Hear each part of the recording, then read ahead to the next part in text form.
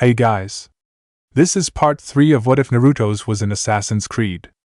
Hit like and subscribe if you like this one, and also please check the author in the description. Let's start. We are paid, that's all. We are God.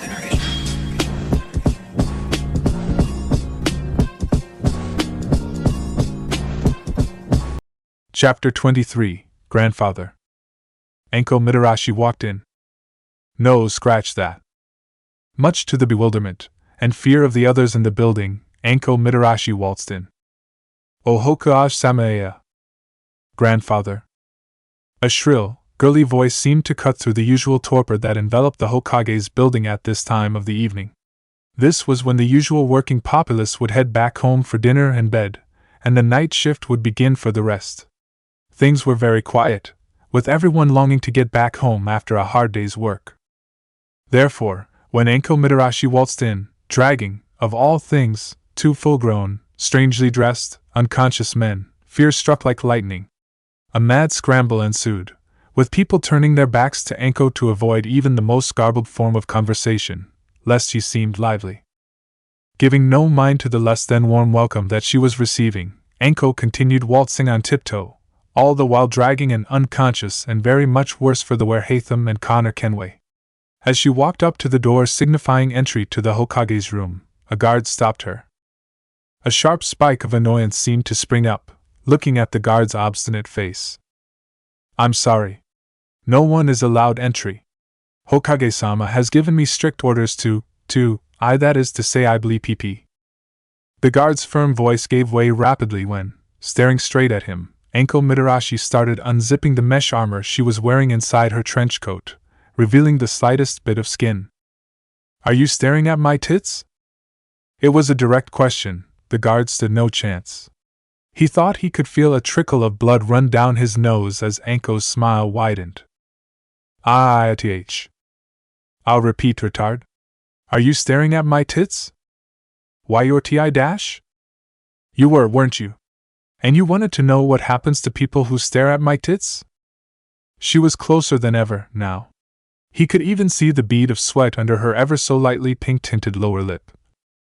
And before the hapless guard knew what was happening, he could feel the cold metal of a kunai press against his thighs, and slowly creeping upwards. Anko moved closer to him now, her mouth near his ear. He could feel her breath as her free hand moved to his head, twirling a tuft of his hair. Boo! And as the guard collapsed, the rest of the people did nothing to hide their fear as they got as far away from Mitarashi Anko as possible. Anko opened the Hokage's door, chuckling. Ah, Kune-chan is here too, I see. The Hokage smiled as Anko walked in. Kurenai was already there, and slightly surprised by the looks of it. Sarutobi turned towards Anko, and could immediately see why. He winced, and then started clucking his teeth. Dear. Seems the old man and Nei-chan are surprised at the state of my escorts. The smirk playing on Anko's lips were proof that no shits were given whatsoever about said escorts. That's them, Hokage-sama? The last 2 assassins? Kurenai was already walking up to the 2 men slumped downward. At first sight, you could have guessed that they were related, probably father and son. The older one was wearing dark blue robes, quite different from the robes the other 2 assassins seemed to wear. The younger one, on the other hand, was wearing exactly that. Both of them seemed to have retained their weapons.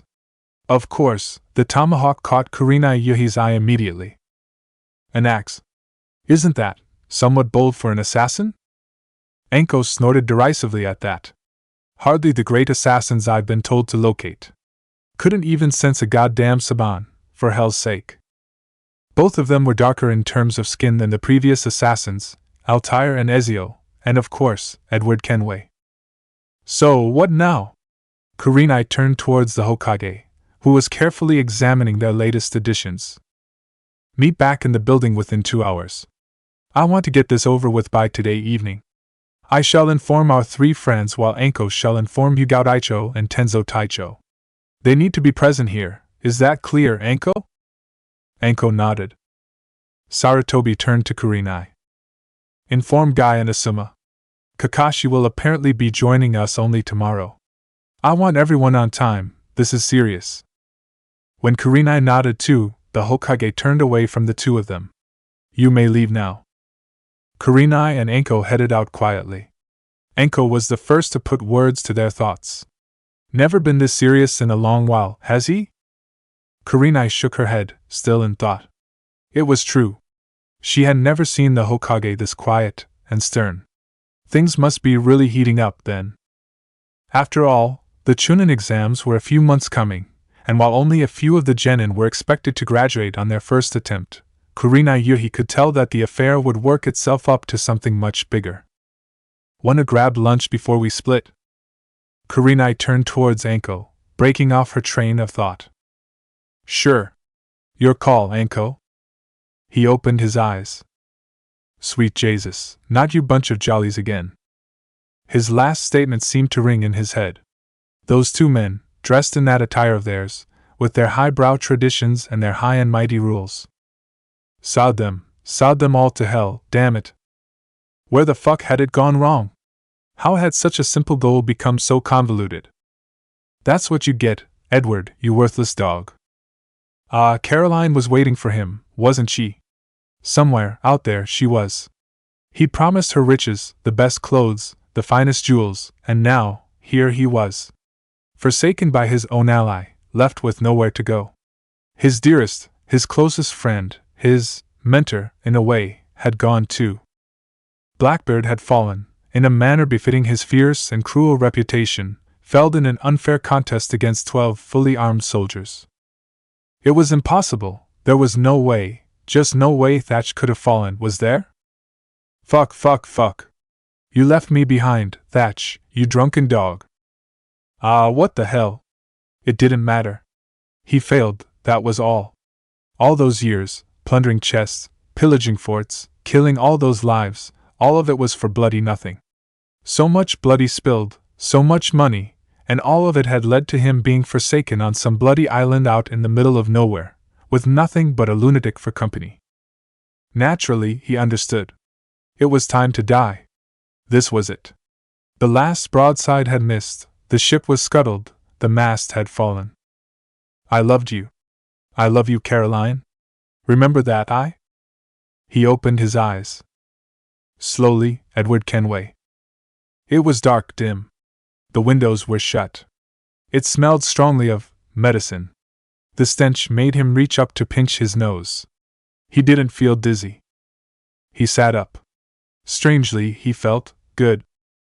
Almost like his old self. Where am I? He brought his fingers in front of him. His eyes had already adjusted to the darkness. Pale, strong fingers clenched and unclenched.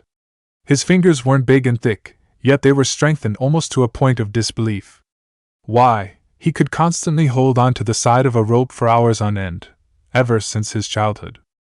The Lord had blessed him with good, strong feet that were very sure in their footing. Edward Kenway was born for the very act of climbing, shimmying up walls, ropes, wood, anything really. Where am I? He turned as he asked the question. His eyes could make out the form of an old man leaning against the wall across him. He wasn't looking at him, instead, he was staring outside the window. Edward tilted his head and stared outside. It was evening. The sky was just darkening, and he could see just the smallest rays of orange sunlight mingling with the dark blue of the sky. Where am I, old man? You, Edward, are certainly not where you were. Not at the island then. Certainly not. How do you know my name? Being polite was not his priority now. Never was, really. The old man didn't reply. He took the opportunity to look around. He felt the mattress he was sitting on. Soft and supple, like wealth. The door was ornate, well carved. There were no lamps, but a curious-looking contraption seemed to reside on top. Where am I?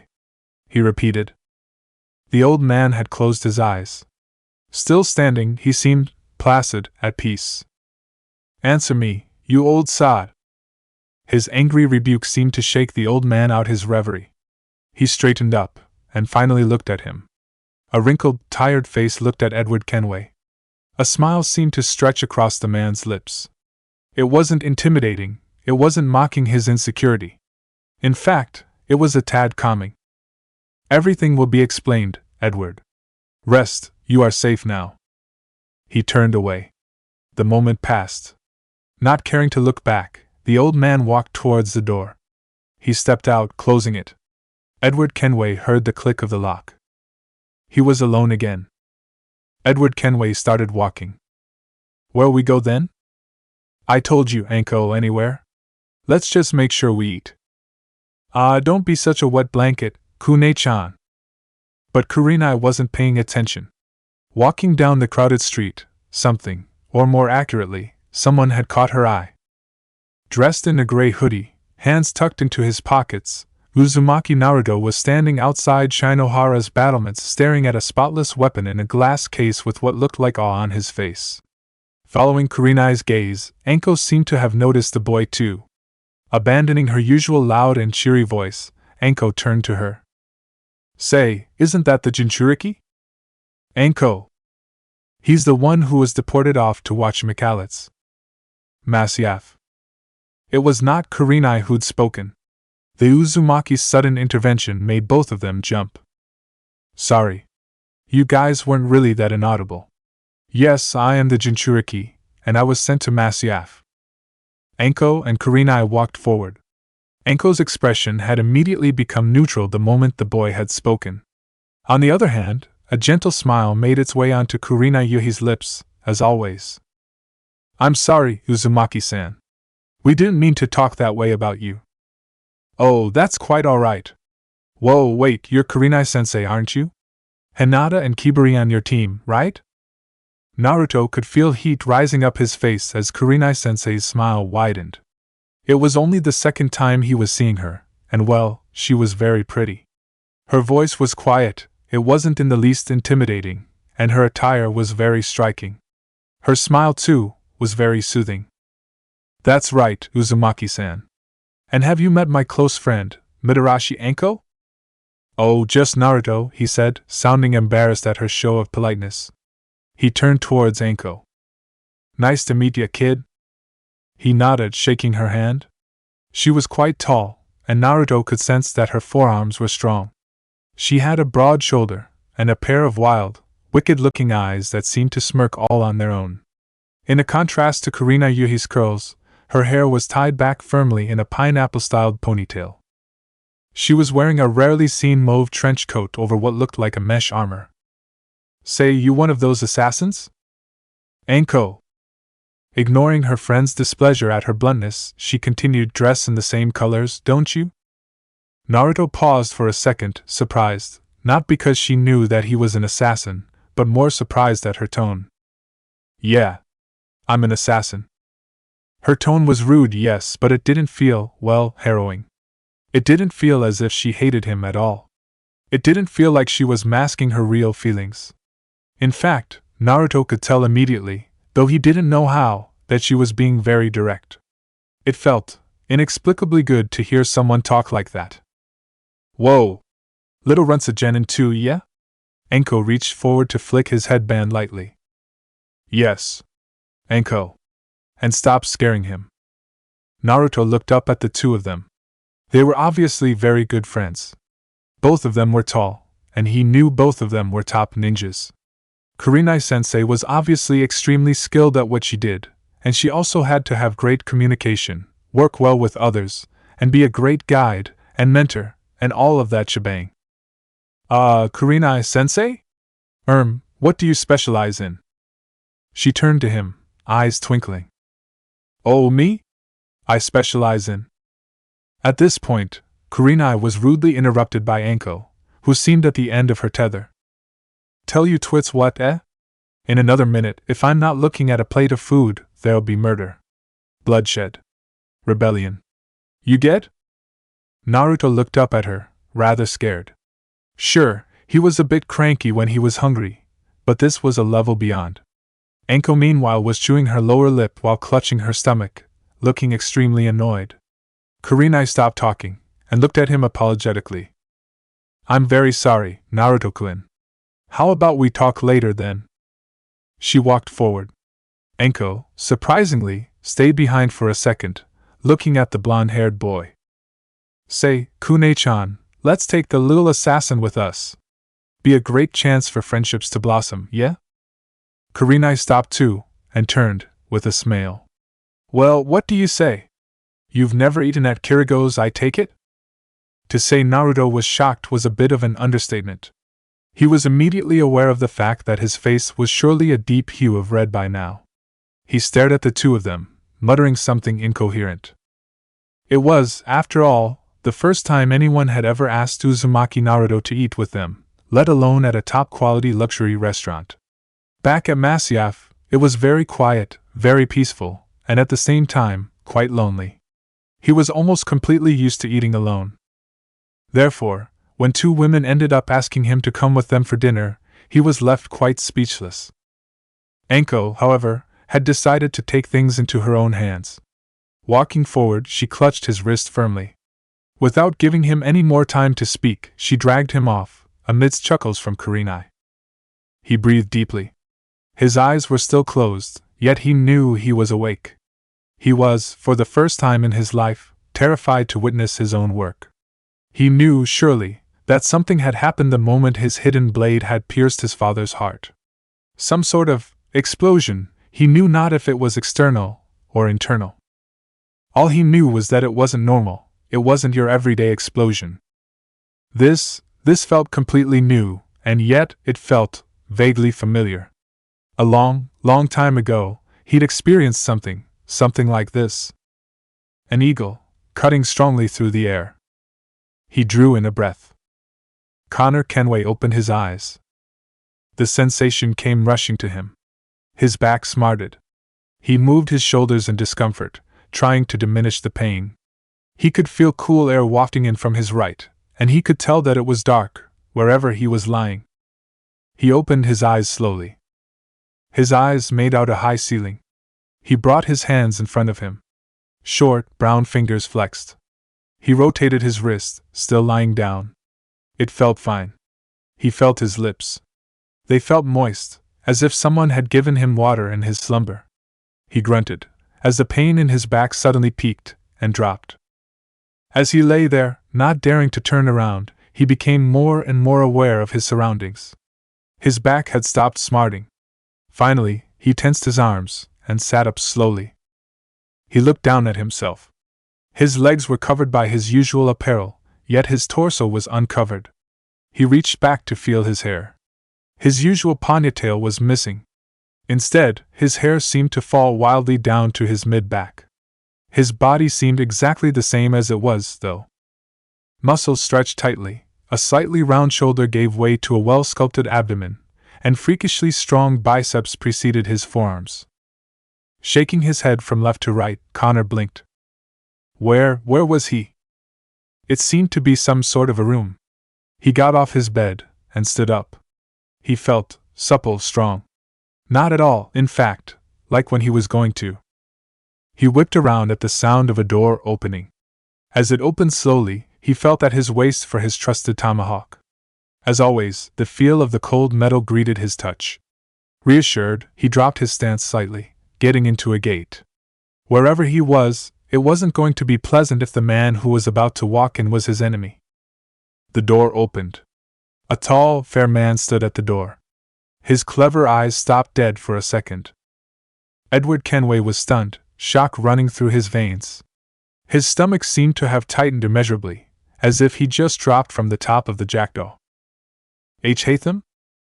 Connor dropped his stance immediately, straightening. His hands left the handle of the tomahawk. Who are you? Connor's voice shook slightly as he spoke. His lower jaw was trembling. This man? There was no way, there was absolutely no way. Hatham, is that you? No. There was no doubting it. Tall, fair, blonde hair coming down to his shoulders, Connor Kenway, though he knew not how in hell, was surely standing in front of Edward Kenway. No. Edward walked forward, slowly. His heart seemed to start beating quickly as he neared the man who looked so much like his very own son. You aren't Hatham, are you? Connor looked up into the scarred face. He could never describe it. Some sort of insane joy swept through him. It seemed to reassure him, strengthen him. Connor Kenway couldn't help the genuine smile stretching across his lips. Edward seemed frozen in time, taking in the sight in front of him. No, I'm not Hatham, grandfather. It was a strange moment. After all, it was a strange meeting, and Connor could barely tell if it was real, or he was under some devilish trance. Silence seemed to hang in the air, but neither was aware of it. Edward raised his hand slowly, stretching it towards his grandson's cheeks. Aye, lad. You have Hatham's features. Connor stood there, not knowing what to do. His heart was racing. His brain, firing question after question at him a second ago, had stopped working entirely. He didn't care about anything right now. Something told him this was real. He wasn't just hallucinating, and the fingers that had grazed against his cheek were surely Edward James Kenway's. Is this real, grandfather? He stepped back, leaning on his bed for support. Edward, clad in a thin vest, stepped back too. Say, you are Hatham's son? Yes. And you're named Radenhake, Tun, or as I think he'd prefer to be called, Connor Kenway. Both of them turned immediately. They hadn't noticed the door opening. An old man, clad in white, stood there, smiling benignly at the two men. You, old man, would it suit you to answer those questions now? Connor, who jumped when the old man had walked in, calmed down, sensing that he wasn't hostile, seeing as his grandfather seemed to know this man. On the other hand, he was more than a little needy of answers. All of his worries seemed to have returned to him. What had happened? Had he died? Had his father died? Had he been unsuccessful? Where was he? Why was he here? As he looked sharply at the old man and his strange hat, the man seemed to wave his hand good-naturedly. My apologies, Edward and Connor. It is nice to meet you both. Yes, I can agree, it's been a bit of a shock for the two of you. However, before I answer your questions, it is imminent for you to see our third guest. He turned towards his masked attendant, signaling him. Nodding, the man turned and walked out, his footsteps echoing. A minute seemed to pass. Either of them spoke. The old man had taken to observing the two assassins. Edward was flexing his arms and legs, while Connor had leaned back to sit in his bed. And then, finally, they could hear footsteps. This time, both of them could tell it was that of more than just a single man's. An eternity seemed to pass as the sound grew louder and louder. The noise reached a crescendo, and stopped, just as Hatham Kenway came into view. A few hours ago, with Naruto. Kurenai Yuhi couldn't help it. She tried as hard as possible to look disapproving, yet the smile wouldn't leave her face, even as Anko was nearly dying with laughter, banging the table violently with her fists. Finally, she stifled her laughter, eyes streaming, and clapped Uzumaki Naruto on the back. Kid, I like you. Thanks. So, I should have suspected, Kurenai said, laughing, that's how you beat Kakashi. Yeah, I'm sorry, sensei, for using you like that, but he was totally unbeatable with any other method. Anko, wiping the tears from her eyes, stood up. Hey, time to go. Old man asked for us, remember? Both Naruto and Kurenai got up too. Having finished with their meal a while ago, they headed out of the restaurant. As Kurenai and Anko turned to leave, Naruto opened his mouth. Thanks, Kurenai-sensei and Anko-san, for everything. He bowed and straightened. Kurenai nodded, smiling. No, Naruto-kun. Thank you so much for coming with us. It's been a pleasure to get to know you so well. We'll meet again soon. Anko winked at him, twirling a kunai in her hand. Keep well, little assassin. See ya. Good kid. Yeah, and not just in terms of manners and such. Little Runt could turn out to be a prodigy, you know, what with that combined knowledge of chakra and his assassin training. Why, Anko, you seem to have taken quite a liking to him. You too, Kune-chan. I've never seen you talking so much to someone so young, unless of course if they're your students. I'm not surprised, actually. Kid knows his shit, yeah? How do you think they treated him at, Masyaf? Better than they would have treated him here, certainly. Place is a shithole for someone like him. Good thing Hokage-sama carted him off. Of course, the old coot obviously has some other plans, sneaky fart. Kurenai nodded, even though she didn't agree with her friend's choice of words. There was something certainly going on, and the arrival of those 2 assassins, and now 3 more, only seemed to paint a clearer picture. Wonder how the other 3 are going to turn OU. Kurenai was stopped mid-sentence, not because they'd reached the Hokage building, but because 2 men were already standing there. Anko looked at them, and she caught on immediately. Greetings. Are you supposed to meet the Hokage? It was the shorter one that spoke first. Kurenai instantly registered his gray eyes, and was thrown off slightly by the fact that she couldn't even read his expression beyond a complimentary smile. Yes. Right about now. You 2 are the assassins then? Anko's tone wasn't cautious in the very least. Kurenai was relieved. It wouldn't do for Anko to start harboring suspicions right off the bat. The taller man replied, walking ahead. Yes. We are the assassins. I am sure you are looking forward to meeting us. It is an honor to meet you. Is your hairstyle in fashion? He spoke all this in a slightly slow drawl, coated with a strange accent. Turning to Kurenai, he looked at her for a second before giving his verdict, Madonna, you are very pretty. Both Anko and the shorter man seemed to glare at the tall assassin as Kurenai, surprised by the sudden compliment, blushed slightly. More importantly, she could tell right away that this man, too, wasn't normal.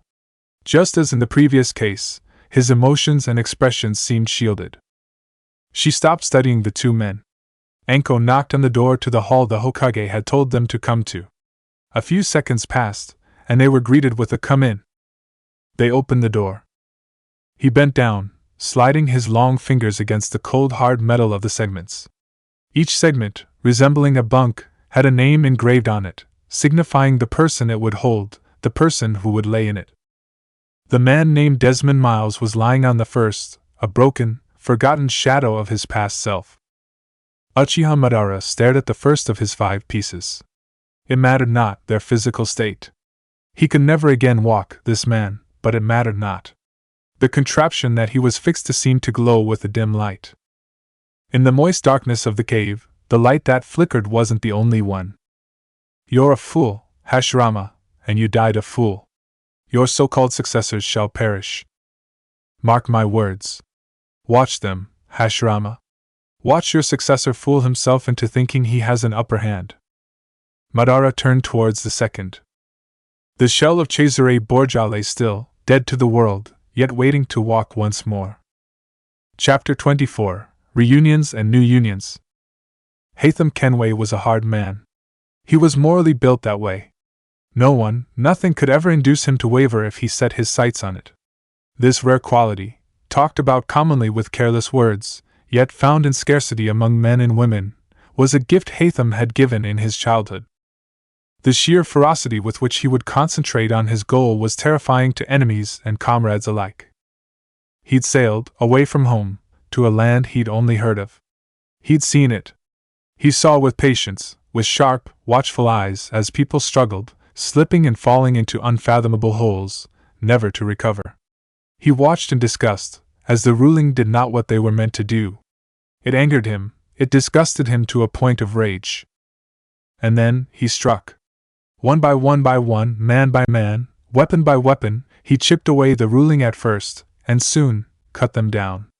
Haytham Kenway was a hard man. Haytham Kenway got what he wanted. Or had he?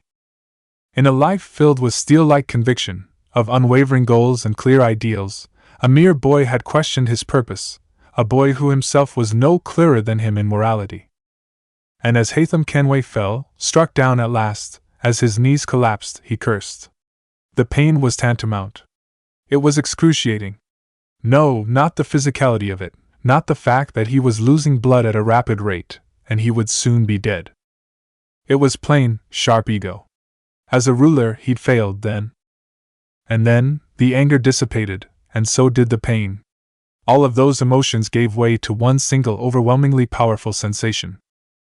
One of pride. And even as his world faded away from the dim, blue night at Boston, he smiled. Haytham Kenway smiled as the world around him exploded in a shower of gold.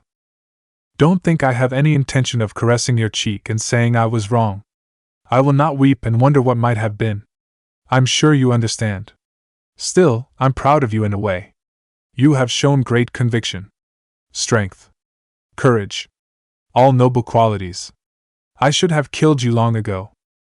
Reunions and new unions. The noise reached a crescendo and stopped just as Hiruzen Kenway came into view. It didn't register at first. It could just have been the shock, of course. Dressed in his usual clean robes of blue, slightly graying hair atop a somewhat handsome face that had the potential to look cold and hard, Hiruzen stared at the two men in front of him. The silence seemed to weigh heavily.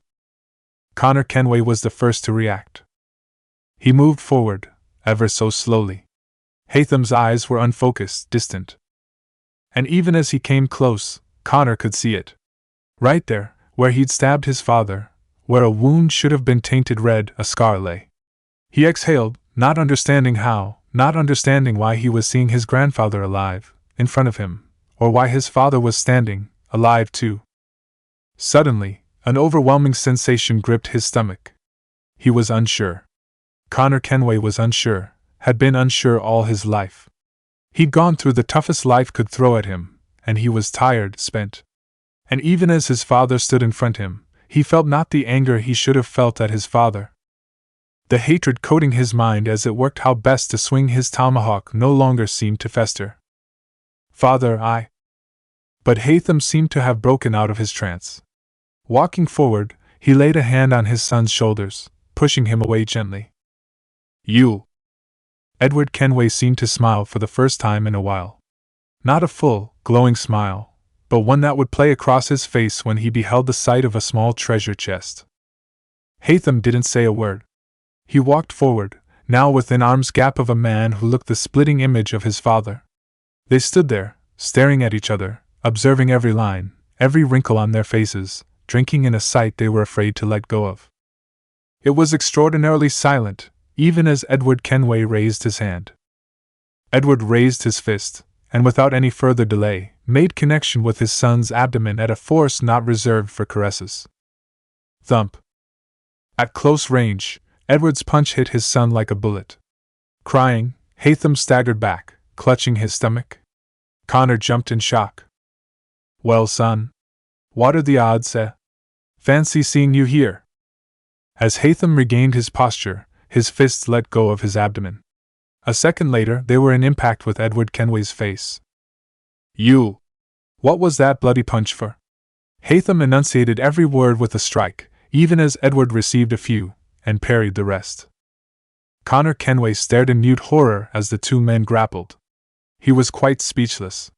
The day had been, to begin with, extraordinary on the most extraordinary levels, and yet here he was, watching feats that trumped the most awing of sights, Edward Kenway and his son, having the reunion of their lifetime. Ah, Hiruzen, still the same old laddie, grunts every time he hurts, aye? Hiruzen's face was a mix of fury and shock, even as he broke free of the man's strong arms to deliver a blow to his chest. You! Yes, son. I am. You! What are you doing here? Edward smiled at his son's shocked face as Hiruzen spat out the question. Holding him by the scruff of his neck, Edward couldn't help but notice that his son had inherited his nose. Oh, nothing much, really. Fine day to meet sons and grandsons, don't you think? His eyes diverted towards Connor, who was standing back, arms folded, a small smile on his face. I'm sure Hiruzen did a good job siring you, lad. On the contrary, he abandoned me, not much unlike a coward. Connor's reply seemed to lack venom even though his words were aimed correctly. For a second, Edward became quiet. He was naturally taller than his son, and when it came to arm-to-arm combat, few men on earth could match Edward Kenway. Rotten father, eh? Edward cast again at Connor, hoping to find more. No doubt. Connor's face stretched into a small smile. It was, however, Hiruzen who decided to break the silence. Well, father, in my defense, I had a son who was about as bright as a twig. Ah. Hiruzen, who was now struggling with the hold his father had on him, stopped suddenly. The slightly animated expression on his face died out. Slowly, Edward released Hiruzen Kenway. A slightly sheepish look crossed his face as he put his hands behind his head. It's you, isn't it, son? Yes. It is, me, Edward. Edward's face flashed happily again, even as he noted his son's use of his name. No chance of father, then? Don't flatter yourself. You look about as old as me. And you, lad? You too, he motioned at his grandson. You don't look much older than any of us, and yet Hiruzen should be much. Edward Kenway was stopped when Hiruzen Sarutobi raised his hand. He was quite surprised, too. In all the chimichanga, he'd quite forgotten the old sod in his motley dress. All three of them fell silent, not out of any sort of respect for the man's age, but out of need for slaking their confusion. I see that the three of you have, bonded is putting it strongly? Hiruzen had been surprised, albeit pleasantly, at the manner in which the three Kenways had handled their strange meeting. It was, after all, a shock of the highest degree to meet one another. But what had impressed him most was Edward Kenway's attitude. His gruff, offhand way in which he'd conversed with him, and with Hiruzen Kenway had provided Hiruzen with an insight into Edward. Now, as I'm sure you're aware, this isn't quite where the three of you are supposed to be. You, Edward Kenway, were stranded at an island that wasn't quite mappable, facing a harsh, cruel death. You, Hiruzen Kenway, had fallen in combat to your son. And finally you, my son, were facing mental collapse, fatigue and insanity at best. All three of them stiffened as the old man paused for breath. More than anything, what fazed Hiruzen was the confidence, the air with which this man seemed to command his words. It was the air of someone who was in charge of the situation, of someone confident that this was going where he wanted it to go. And strangely enough, here the three of you are, in a place you have never been to in your lives, in the company of each other, an otherwise improbable feat. How, you ask? The story is too long to be put in words by a foolish man such as myself. I can, however, no harm shall befall you as of now, upon my word. Connor narrowed his eyes. And who then will give us our answer?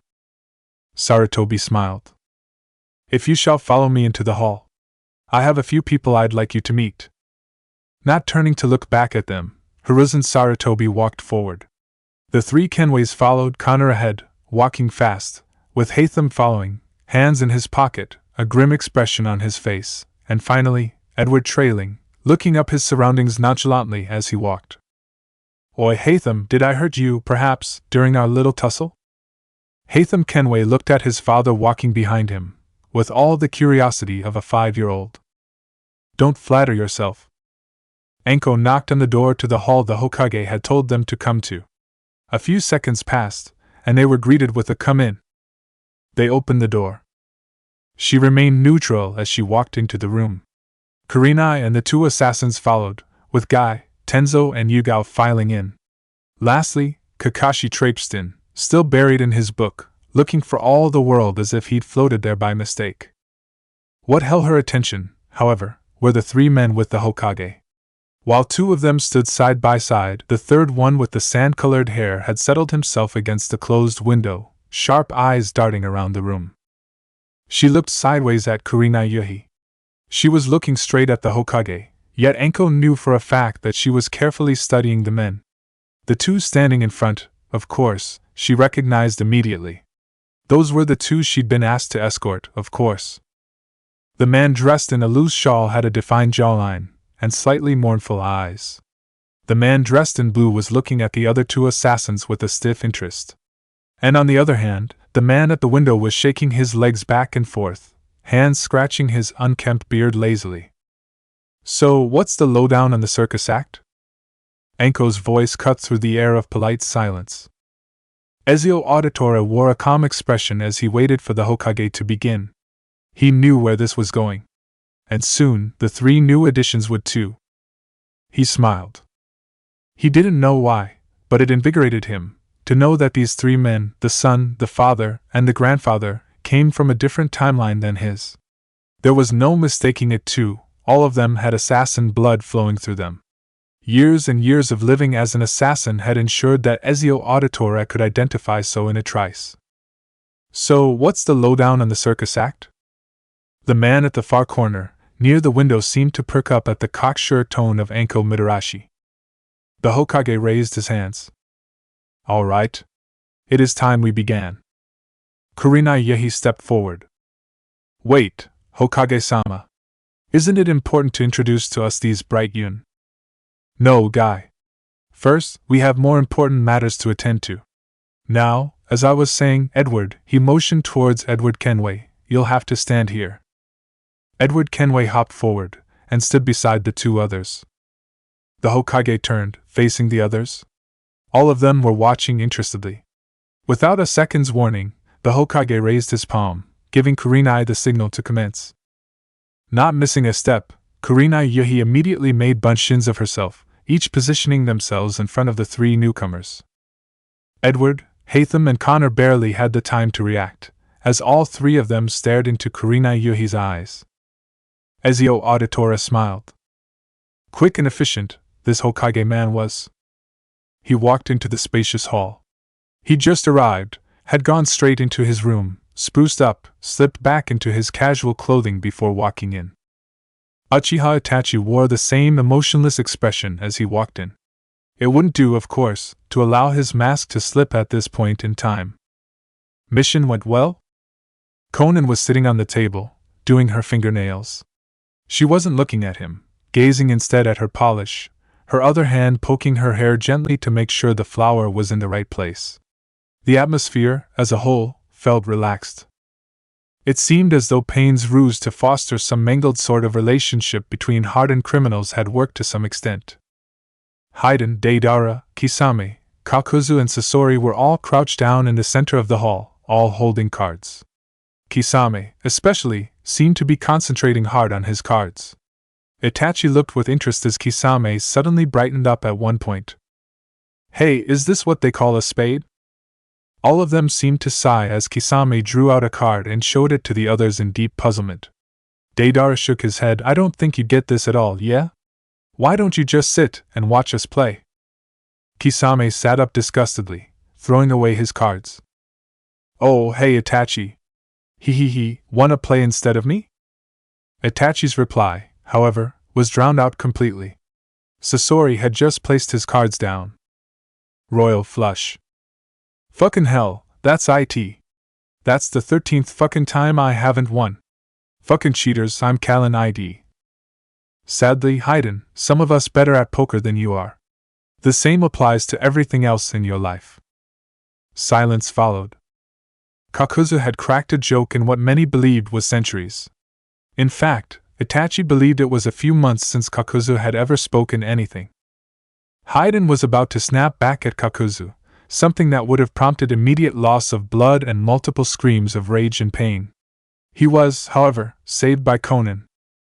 Some of us like it quiet in here, Haiden. Haiden, about to speak, immediately shut his mouth and started sulking. The others soon heard garbled words and sentences like pretty girl, fucking nails and shit, and so on. He couldn't help it. Uchiha Itachi was actually feeling cheerier than he'd ever felt in a long while. As Haiden reached forward to pick his cards back up, and Deidara's proclamation of "I'm dealing" was met with instant protests like "we don't want to feel your saliva on our cards," he bent down. He picked Kisame's cards. So, move over. I'm playing. As they shuffled over to make space for the newcomer, no one except Conan noticed the Mangekyo Sharingan trigger. No, my friends, Itachi's voice cut through, there's only one winner tonight. Altair ibn Lahad watched as the three new additions awoke from their trance. The woman, Kurenai, had placed them under illusion, showing them a particular vision. The Apple of Eden, I'm sure you two assassins are very familiar with this? Yes. But let's just say, they're not quite what they look like. Sarutobi Hiruzen was standing in the center of his office, surrounded by the two assassins, Might Guy, Kurenai Yehi and two other jonins. But for the benefit of all the others present here, I shall start at the beginning. You see, those artifacts you have are only mere pieces, parts of a whole. The two assassins nodded, while the others listened with full concentration. Now, do either of you know how many pieces exist? 5, came the unified reply. That is correct.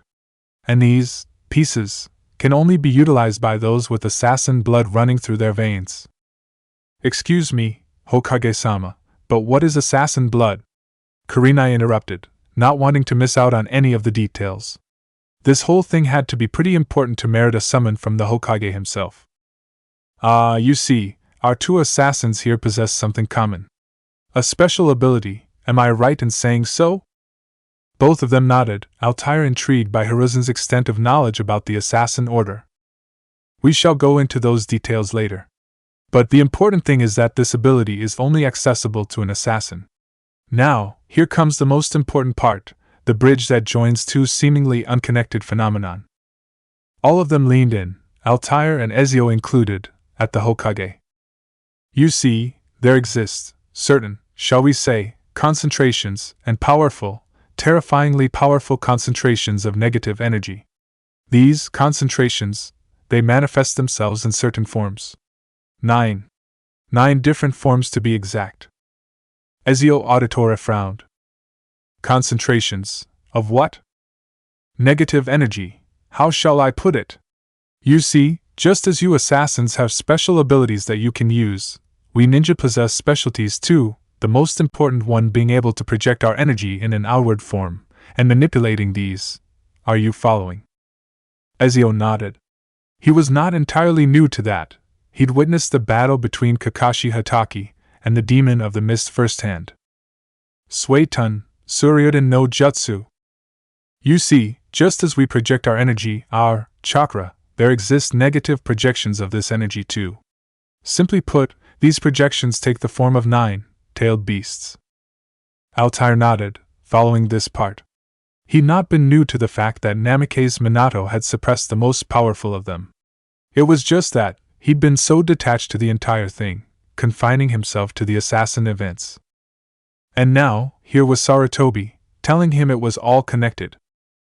These tailed beasts, these monstrous concentrations of negative chakra, they roamed the lands, each spread pretty far apart from the other. Now, since we've had no option but to find ways but to suppress these beasts, this, as Altair would know, involves sealing each one in a human host, a Jinchuriki. He paused, before going on. The 9 tails Kyubi, being the most powerful, is sealed inside none other than Uzumaki Naruto. Ezio's eyes widened in horror. You meant to say that you've put a demon inside a boy? The Sandaime raised his hand to quell Ezio. Wait. Let me finish, Ezio Auditore. Now, although we've managed to seal each beast inside a human, the process is highly unstable, resulting in a shaky situation. These beasts, you must understand, are monstrous creations. Therefore, in order to, shall I put it like this, provide an extra protection mechanism, we have. And to Altair's shock, Sarutobi pointed at his robes, undoubtedly signifying the apple. The apple of Eden. Split into 5 pieces, each piece possesses its own unique power, its own specialty. But when combined, when all 5 of them are brought together, when all 5 are fused, and when all 5 become one, that is when the true power of the apple is realized. The terrifying power, the implication of the fact that, for the first time, man shall control power, and not the other way around. All of them were holding their breaths, as the Hokage revealed his information. You see, my friends, Ezio Auditore is not a man from this certain timeline. He comes from around about 200 years from today. And the purpose of his summoning here, to have transcended the very rules of nature, to have bent its very laws and snatched him away, to be brought here is this. To protect. To protect not just that piece of Eden, which is now being coveted by an unknown force, but no, to protect lives, to protect. The Hokage stopped, breathless and in earnest. To protect the world, to protect from this foolish oppressor, this entity that wants to possess the apple, to control the beasts. My friends, to protect this feeble old man who has entered into a contest with the devil himself. He stopped, and looked at Ezio and Altair, before bowing.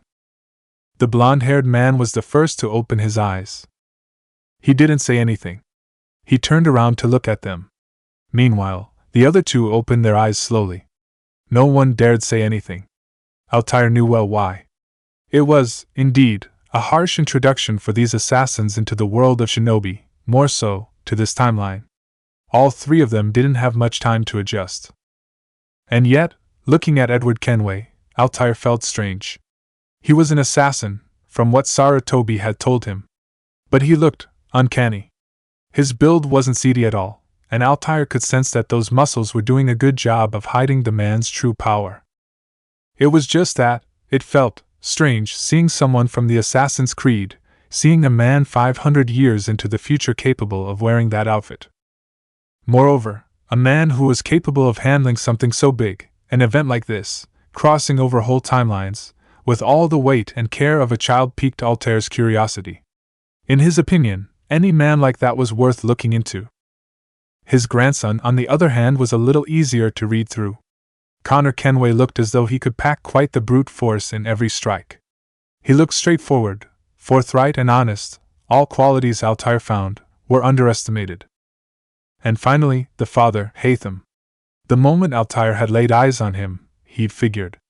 As much as the man had assassin blood flowing through his veins, it was clear his allegiance was bound elsewhere. There was no mistaking it. Haytham Kenway was a Templar. Altair, however, didn't react. He was past the stage of judging merely by creed. He knew for a fact that what Hiruzen Sarutobi had in mind, who they were fighting, was far beyond the Assassin-Templar conflict. It surprised him, but Haytham Kenway seemed like an interesting man. "Are you all right?" The Hokage's clear voice punctuated the still atmosphere.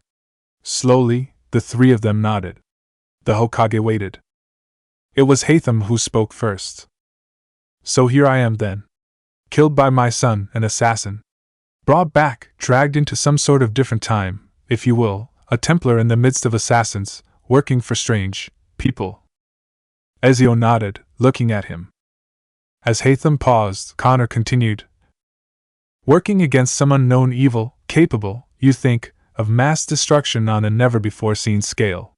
And you have summoned us, 5 men with a vision, capable of controlling these pieces, in order to defeat this." "It does sound like perfect tosh, of course," Haytham said, covering his head in his hands, "and yet, all that has happened so far has been far, far from ordinary." He paused, only to be interrupted by Edward. Edward stood up. "You know what, mate?" He looked at the Hokage. "Sod all you jollies in white, with your fancy ideals, and sod your plan, and sod your war. S'long as unpredictability lies about, I'll be a part of your merry crew." Silence met the man's stout proclamation. And then, Ezio Auditore walked forward. "May I be the first to show you to your outfit and weapons, Edward?" Dawn broke late that day, for Uzumaki Naruto. The wind seemed to flick past his forehead as he sat on his balcony. A lone light flickered in the side, barely putting up a fight against the darkness. The cold barely dented him, having grown up in far harsher conditions at Masyaf. And as he stared at the dark, deserted streets under his house, a smile crept onto his young face. A lone figure was walking outside, and he didn't need the silhouette to tell him it was Sasuke. Of course, it was a pleasant surprise to have anyone visit him, not to mention at 5:30 in the morning. Well. Standing up slowly, Naruto leaned over his balcony. Down below, Sasuke seemed to have stopped in apparent confusion as to which door to enter. Stretching his legs for a second, he leapt onto the railing with perfect balance. Barely wasting a second, Uzumaki Naruto leaped, as though he'd been doing it all his life. Uchiha Sasuke barely had the time to react. 1 second he was outside the door, the next second, someone had dropped onto him from top, pushing him quite painfully onto the ground. One hand covered his mouth tightly. There was no mistaking it, as he felt cold metal press onto the underside of his chin. One move and you're dead. Gone. Vanished. Vamoosed. He shook his head free of the boy's grasp and hissed, "Very fucking funny. Great trick to be playing at 5 in the morning, retard. I try. Get off of me, you big sack of shit. Get off. I need to talk." "Oh, Sasuke-an, Willy Senpai?" "Fuck you." Chapter 25 The 5. Narrate and forget we're adults. In your mind we're young. Tell us about heaven and hell. About the bird that never flew in his life. Help us understand the meaning of the world. Oh storyteller, tell it just as they told you. Don't add anything, don't leave anything out. We could see into your mind. Narrate to make us forget this time. Leave us in the world of once upon a time. The silence was soothing. It wasn't forced, nor was it tense. The low hum of the Uzumaki's voice melded into the early morning wind. He was leaning against the parapet, next to his dark-haired friend. Either of them spoke. Stronger, Uzumaki. I need to become better than I am. I want to think faster and exec. Why? What do you mean, why? Do you try to be strong so you can beat me? Or maybe beat others? Is that where your strength will be directed? Wrong. All wrong, Sasuke. I've been through this before. I've learned it. Why do you want to become stronger? To be a stronger man than my brother was, the Uchiha spat. My brother was weak. He failed to carry out his original task. You know that, Naruto. What he's serving now is punishment. The outburst was followed by silence. A few minutes passed. The Uchiha continued, on a lower note. I don't want to be weak. I don't want to be pushed around by other people. I don't want to be told what to do. I want to decide, and stick by my decision. And that's your idea of strength, then? Doing what you please? You tell me, then, Naruto. Who do you think a strong person is? His blonde hair shook as Naruto turned to reply. A small, almost sad smile was on his face. I don't know. One day, maybe, we'll find out together? The Uchiha grunted in reply, before walking back towards the wall, and leaning on it. He turned away from Naruto, focusing, instead, on the sunrise. Naruto turned towards the slowly lightening sky too. In your mind we're young. Tell us about heaven and hell. About the bird that never flew in his life. Help us understand the meaning of the world. It was an old tune, odd and lilting. The notes sounded placid, calming, and yet, it had a slight feel of anticipation, some tension to it. Long ago, he'd heard his master sing the tune.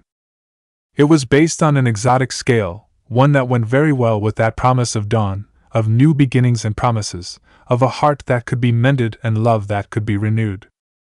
He didn't know why he remembered it just then. It just seemed to fall in place, singing to an unknown storyteller, asking him to tell us all about everything. The 5. The lone boy sat on the swing. He kicked back. The swing seemed to emit a nostalgic rumble before setting off. Back and forth, and in no time, Uzumaki Naruto was feeling the swoosh as he rushed downward.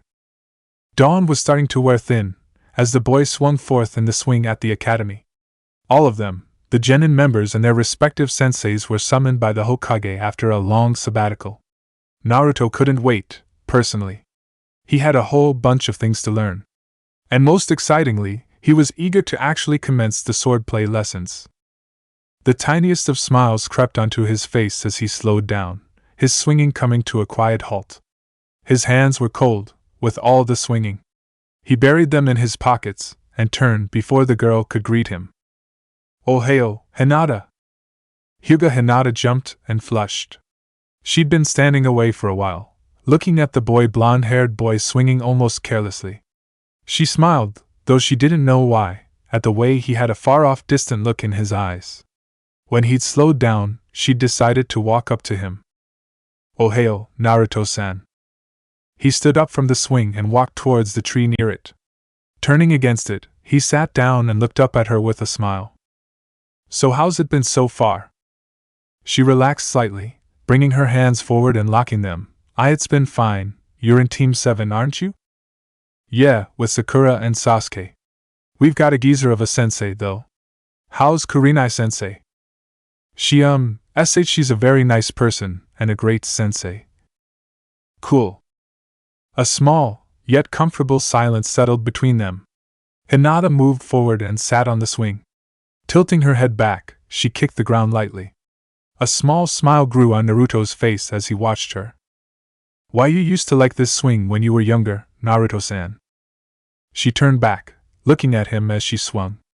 Naruto's eyes twinkled, surprised at the fact that she remembered the detail about him. Yeah, nice of you to remember, huh?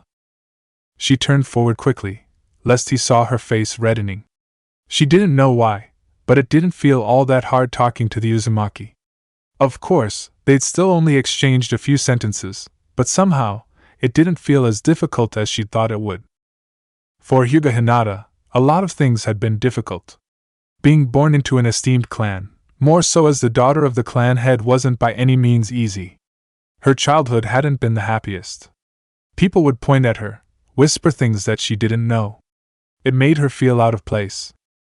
But slowly, with the help of a loving mother, she grew up as a happy girl. Her mother cared for her, understood how it felt, and told her how to handle it. She wasn't overprotective of her elder daughter, nor did she spoil her. The girl was naturally shy, but her father saw to her confidence. True, he was emotionless, and not someone a young girl could have embraced or kissed whenever she wanted to. And yet, he was not distant and uncaring. He barely showed emotion, but when he did, it was disguised under a piece of advice, or a telling off. Hyuga Hinata grew up to understand how things worked. When she was 6 years old, her father first took her to the family dojo. She'd been frightened of all the loud voices and the strange stares. But she needn't have been. As she watched her father dressed in loose garments, and a young boy spar, she started to marvel at the way they moved. The boy wasn't far older than her, and yet, he exuded confidence as he stood up against Hyuga Hayashi. She gasped when her father, right at the end of the bout, moved aggressively to plant a kick on the boy's thigh. A young man sitting next to her smiled as she did so. She looked up at him. As the others clapped at the end of the bout, the boy who'd been fighting turned.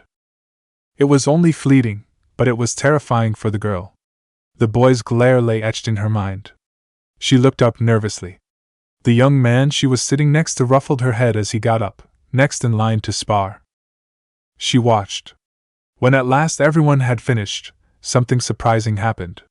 Her father clapped attention to everyone. Before she knew what was happening, her name was announced. She jumped, not knowing what to do. The young man she was sitting next to caught her hand reassuringly. Getting up, he guided her towards the center. She looked up at her father. He wasn't smiling, and yet, a calm expression anointed his face.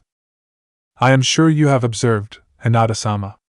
Can you try to get into a stance? The man who was guiding her spoke in a low voice, looking straight into her eyes. Hinata herself was petrified, her heart beating 19 to a dozen. Slowly, she copied her predecessor's base stance. Her heart skipped a beat as her guide moved away, and she looked up at her father. He was tall, towering over her. She shook lightly. And yet, even as her father's hand moved slowly at her stomach, some inexplicable force drew her small right hand forward. Little Hyuga Hinata blocked her father's punch. As the others broke into applause, her father's mask broke into a smile. Well done, Hina-chan. You guys are here already? Kiba, Shino, Ino, Choji and Sakura walked into the compound, heading for the spot where Naruto and Hinata stood. What's up, Naruto? How's life? Kiba's brisk greeting elicited a smile from the blonde-haired boy. Fine. Going about. Wonder what the Hokage's planned for us? Ino's statement was met with agreeing nods and hums from the crowd of genin. As they all sat down in a small circle, Abirame Shino was the first to speak. Naruto, I've seen you practicing with those two men. His voice was stoic and colorless, but the others grew interested immediately. The subject of Naruto and the two men was apparently of great interest among the others. Naruto grinned at the group, leaning back. Well, since a few here don't know much, I'll go ahead. I am an assassin, his statement, of course, drawing stares from Kiba and Hinata. You couldn't tell if Shino was staring, glaring, smiling sweetly at someone or laughing maniacally while screaming, "Why so serious, son?" It is common knowledge that he might be doing any one of those at any point in time, and no one would be the wiser. And before you all go up in smoke, the assassins are certain people, quite disconnected from our lives here at Konoha. They live pretty far away and all that. Now, the Hokage carted me off to this place called Masyaf, to put me under this guy, named Altair. As he paused to draw a breath, he noticed that all of them were listening, even Sakura, who knew bits and pieces of this tale. Now, this guy, this Altair, is the master of the assassin order. Now, all this sounds like a load of crap, I know. The thing is, he'd practiced this speech for quite a while now, knowing that he'd have to give it at some point in time. The assassins are real, and they're actual people following a certain code. I don't know why I was sent off to a place I didn't know, made to mingle with people I didn't know, and become a part of a creed I didn't know of. And yet I am an assassin. He lifted his hand for the final flourish. Schnick. Oh yeah, perfect. It wasn't many times Naruto had brandished the sacred weapon many times for all to see. While the spotless weapon gleamed in the sunlight, the others looked at it. Feeling awkward at one point, Naruto drew his arm back to meet a heavy silence, and those moments where you are certain just about everyone around you is looking at you. Humph, cut the show-off act, loser. Uchiha Sasuke jumped down from atop the branch, aiming for Naruto. Deftly moving aside, Naruto gave Sasuke the fall, although he landed well. Speak for yourself, Sasuke-chan. Ino gasped as Sasuke straightened, while Sakura grew a bit red at seeing the Uchiha after quite some time. Kiba and Choji looked up at Sasuke with neutral expressions while Shino looked up at him with an expression that redefined neutral expressions. Greetings, Uchiha. HN. And after this emotional exchange, the group once again settled into silence. Naruto leaned back again, while the Uchiha stood a distance apart. Both Sakura and Ino had gotten into a whisper war centered around Sasuke. Kiba sighed. Man, where are the senseis? And wasn't one more team, like, summoned? Yeah? Who? Choji looked at the rest of them. You know, the team with the weird sensei. His voice dropped into a whisper, the green spandex, man. Well, at any rate, the Uchiha's drawl drew their attention. We'll find out, since they're all here.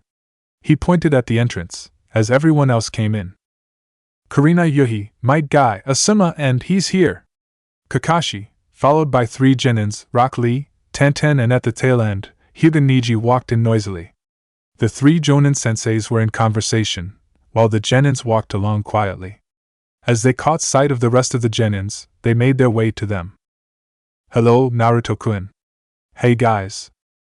Kurinai's greeting, the former directed at the blonde-haired boy, drew the others' attention briefly.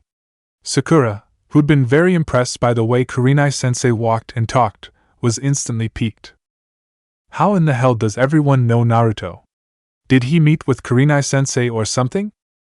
Hi, sensei. Oh, and how's it going, Kakashi-sensei? Still not past the chapter where, you know, the girl is screaming and the dude is wisp. He stopped short rather hastily when the gray-haired sensei turned away from his book to give Naruto a look that implied danger to one's life.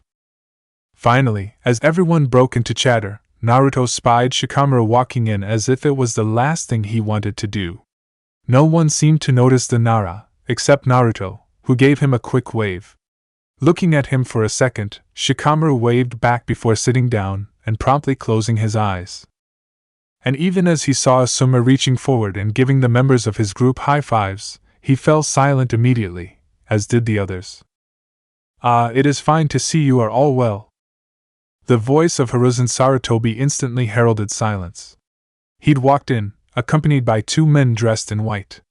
Naruto met his master's eyes, while Ezio waved at him and Sakura good-naturedly. Silence presided. Everyone waited with bated breath to hear the Hokage speak. I'm sure, Jonins and Genins alike, all of you are waiting to hear what this old man is up to. Therefore, I shall waste no more time. I would like to introduce to you, my friends. He paused, with a broad smile on his face, looking at the Genins' expectant faces. A few people who I am very pleased to say have joined our ranks. Attention was immediately on the 2 assassins. Ino and Hinata even stole a look at Naruto for a second, knowing that he knew them. On this note, I would like my 2 friends to introduce themselves to you. A small pause followed. The group of people had all sat down when the Hokage had motioned for them to. Sarutobi stood a distance in front of them, facing them, and the 2 assassins stood behind him. At the words of the old man, the shorter of the 2 assassins walked forward. As he drew his hood back, the others got a clear view of his face. The first distinctive features were the scar across his lip and unnervingly gray eyes. Greetings, my children. My name is Altair ibn Lahad. I am the leader of the assassin order at Masyaf. His visage broke into a rare smile as he looked at the students and their teachers. As you all know, Uzumaki Naruto was trained under my tutelage.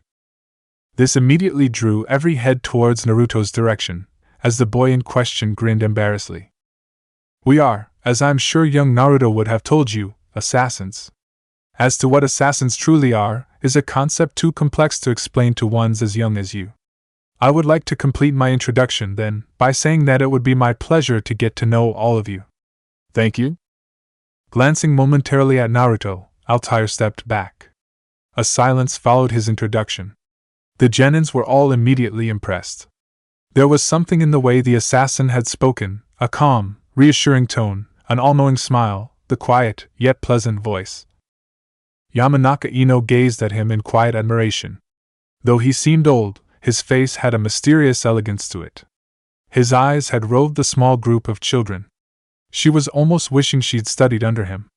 There was, however, no time to fantasize further, as the second assassin stepped forward. While Altair was dressed in a simpler robe, this man's robe had a slightly more intricate edge to it. He was taller, and had a broader shoulder. He too drew back his hood. Good morning. I am Ezio Auditore de Firenze. His voice had a distinguished feel to it. He had a thick accent that was implacable for the young genins, and yet, he seemed confident as he looked at them intently. As you are all aware by now, I too, am an assassin. I look forward to my stay at Koho, Kankahoga. He stopped and looked at them expectantly, as the group of genin chorused Kanahagakur. Happily. Hyuga Hinata couldn't help laughing. There was something in this man that brought a smile to their faces. Unlike the first assassin, Ezio had a thin beard on his face, and had an almost boyish tint to his voice. Yes. That, he laughed, and so, I would like to know each one of you. Grazie. With a small, smart bow, Ezio Auditore stepped back. All of them looked at the Hokage, now that the two assassins had introduced themselves. The Hokage, observing all the genins intently up to that point, drew a breath and continued. As you have seen, genins and senseis, we have had two assassins introduce themselves. There are, however, 5 assassins, at the current moment, at Kanahagakur. His declaration was met with a stunned silence on the parts of the younger ninjas. 5 assassins? Here at Kanahagakur? Uzumaki Naruto stared at Master Altair, trying to absorb some visual clue about this startling new vista of information. 5 assassins meant that 3 others, whom they hadn't set eyes on yet, were yet to reveal themselves, 3 people wearing the robes and wielding the blade, with their own techniques and personalities. The remainder of our merry troop is yet to arrive, the Hokage went on. They should be here any minute now. Leaves shuffled. A branch bent momentarily with the weight of Edward Kenway's body. Only momentarily, though. The assassin standing on the branch had long since leapt into the open. The man stood atop the cliff. He held the leaf in front of his eyes. A fully developed village stood beneath him, hiding behind the leaf. It swarmed with all the bustle and happiness that would characterize a prospering village. Destruction. Rage. Blood. He inhaled heavily, intoxicated ever so slightly by the alcohol. He licked his lips. Disorder. Chaos. And out of that, order shall arise. The depravity shall give way to something far purer than anything mankind has ever set eyes upon.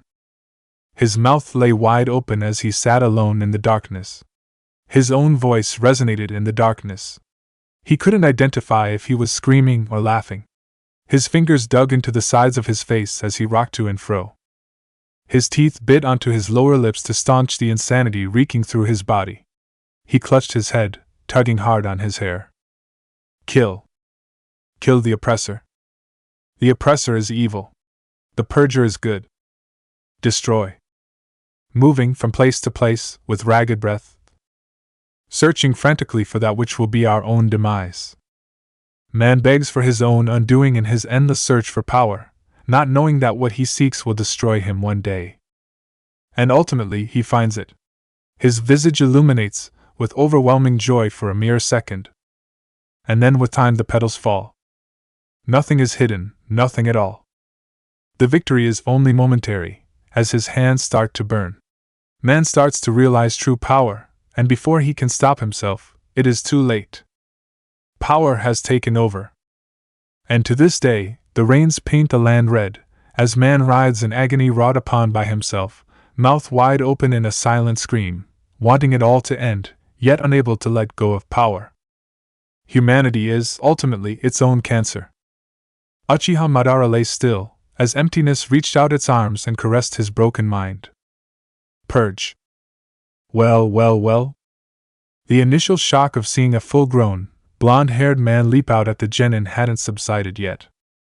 It's a wee bunch of scholars, eh? The man's eyes glinted as he looked around at them. He too seemed to be dressed in yet another variation of the traditional outfit.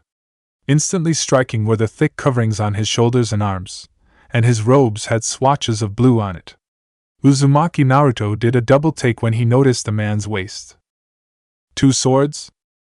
I, as the Sauds before me have declared, I could be considered as an assassin. 'Tis but a pleasure, as they say, to acquaint. My name is Edward. Edward Kenway. He paused, and seemed to brush aside his hair on purpose. Edward James Kenway. Edward James Kenway immediately caught the attention of everyone around him. His voice was commanding almost, yet playful. It had a curious, yet amusing lilt to it, something that complemented his image. Slightly roundish shoulders, and sandy blonde hair that seemed to fall around his face with careless abandon. A half-smile played across his lips, even as his sharp eyes darted here and there. He was certainly shorter than Ezio, though not by much.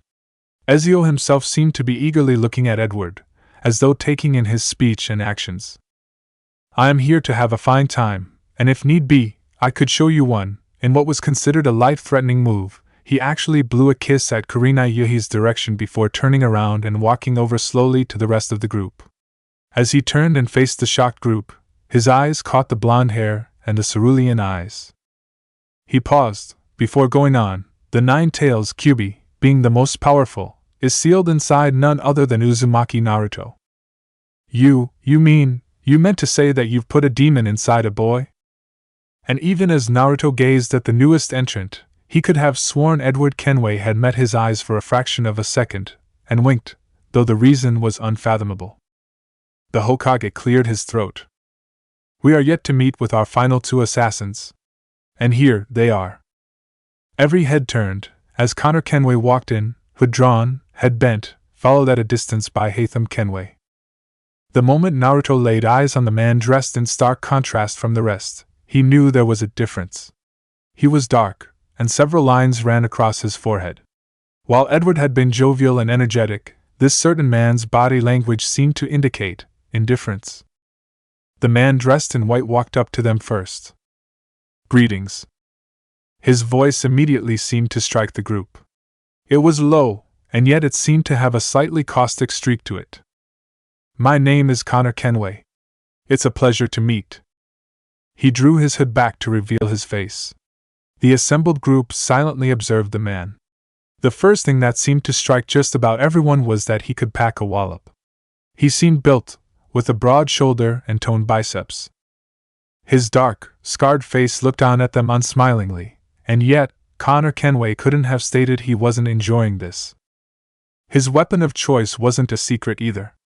Uchiha Sasuke knew he wasn't the only one staring at a sort of hatchet, though with a very straight shaft hanging loosely by the man's waist. Connor Kenway took in the sight. There were quite a few young children, probably not older than 13, and with them, as to what he'd been told, were the teachers. These were, after all, a different kind of people. He glanced at the woman with the startling red eyes, took in the bearded man with a cigarette, and next to him the lazy-looking gray-haired man. In the far corner sat a man in a curious green suit. And even as he took in the sight, a small smile rose to his lips. This was, truly then, a new start. It wasn't any form of a dream, uniting with his father and grandfather, and with 2 other assassins, one of whom was the master and the other, the IL mentor. A lot of things had gone wrong, and yet he wasn't feeling tired. The familiar weight wasn't dragging him down anymore, and no doubts swarmed. His entry into this setting was sudden, but Connor Kenway couldn't help but feel it was welcome. And finally, the man named Hiruzen Kenway stood in front of the group. In stark contrast, he wore long robes of blue. His hair was pulled backwards. His features were sharp. The face was emotionless, and the eyes observant. His hands were at his back as he surveyed the group with mild interest. Finally, after a minute or so, he spoke. "My name is Hiruzen Kenway. I am not an assassin." This statement seemed to catch everyone except the previous assassins and the Hokage off guard. "I do, however, possess certain traits that I could pass for one." He didn't bow as he finished his short introduction. He simply turned and took his place. Uzumaki Naruto didn't know what to make of it. This was it then. 5 men, all summoned by the Hokage, for a reason he didn't know. And yet, it sent an odd tingle down his spine. For the first time in his life, he thought about what it truly meant for him to be an assassin. Could he then hope to stand with these men one day? Each of them had the blade, and each of them possessed the vision.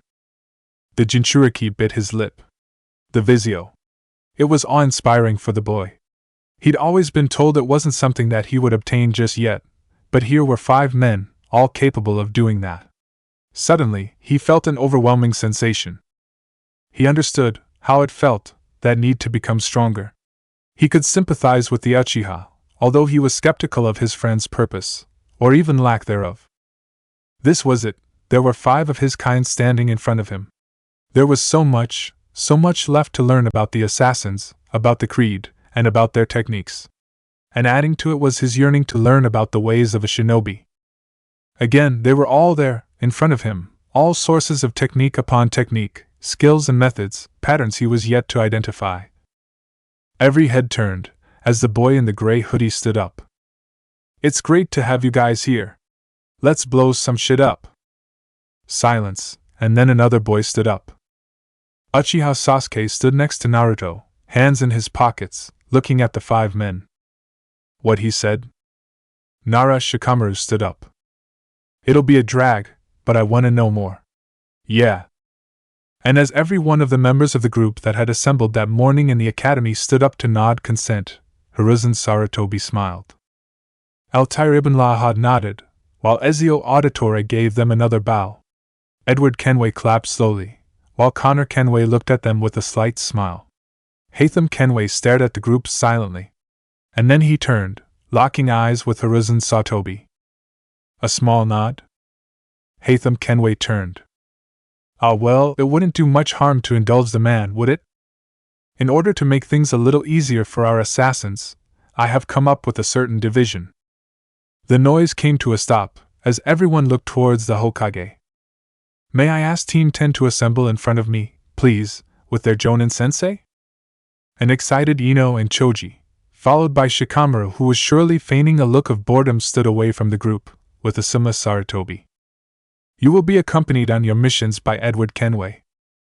Yamanaka Ino gasped as Edward turned towards the group. "Do note that this is an effective way of familiarizing the assassins with our environment. Be sure to interact with them," the Hokage continued amidst the tense silence, "for they have much to learn, and as much to tell. The assassins are a unique group of people. They are excellent sources of knowledge." Edward gave a bark of laughter. "You might pick up a thing or two from them. There is, however, only one of us who is from our land, and yet is capable of implementing many of the assassin's techniques. You would, of course, do well to interact with Uzumaki Naruto too." Naruto could feel the heat rising up his face. Exactly what had warranted the Hokage to say that? He could feel every eye on him, and yet, though he didn't consciously acknowledge it, he felt a tad glad that the Hokage had said that.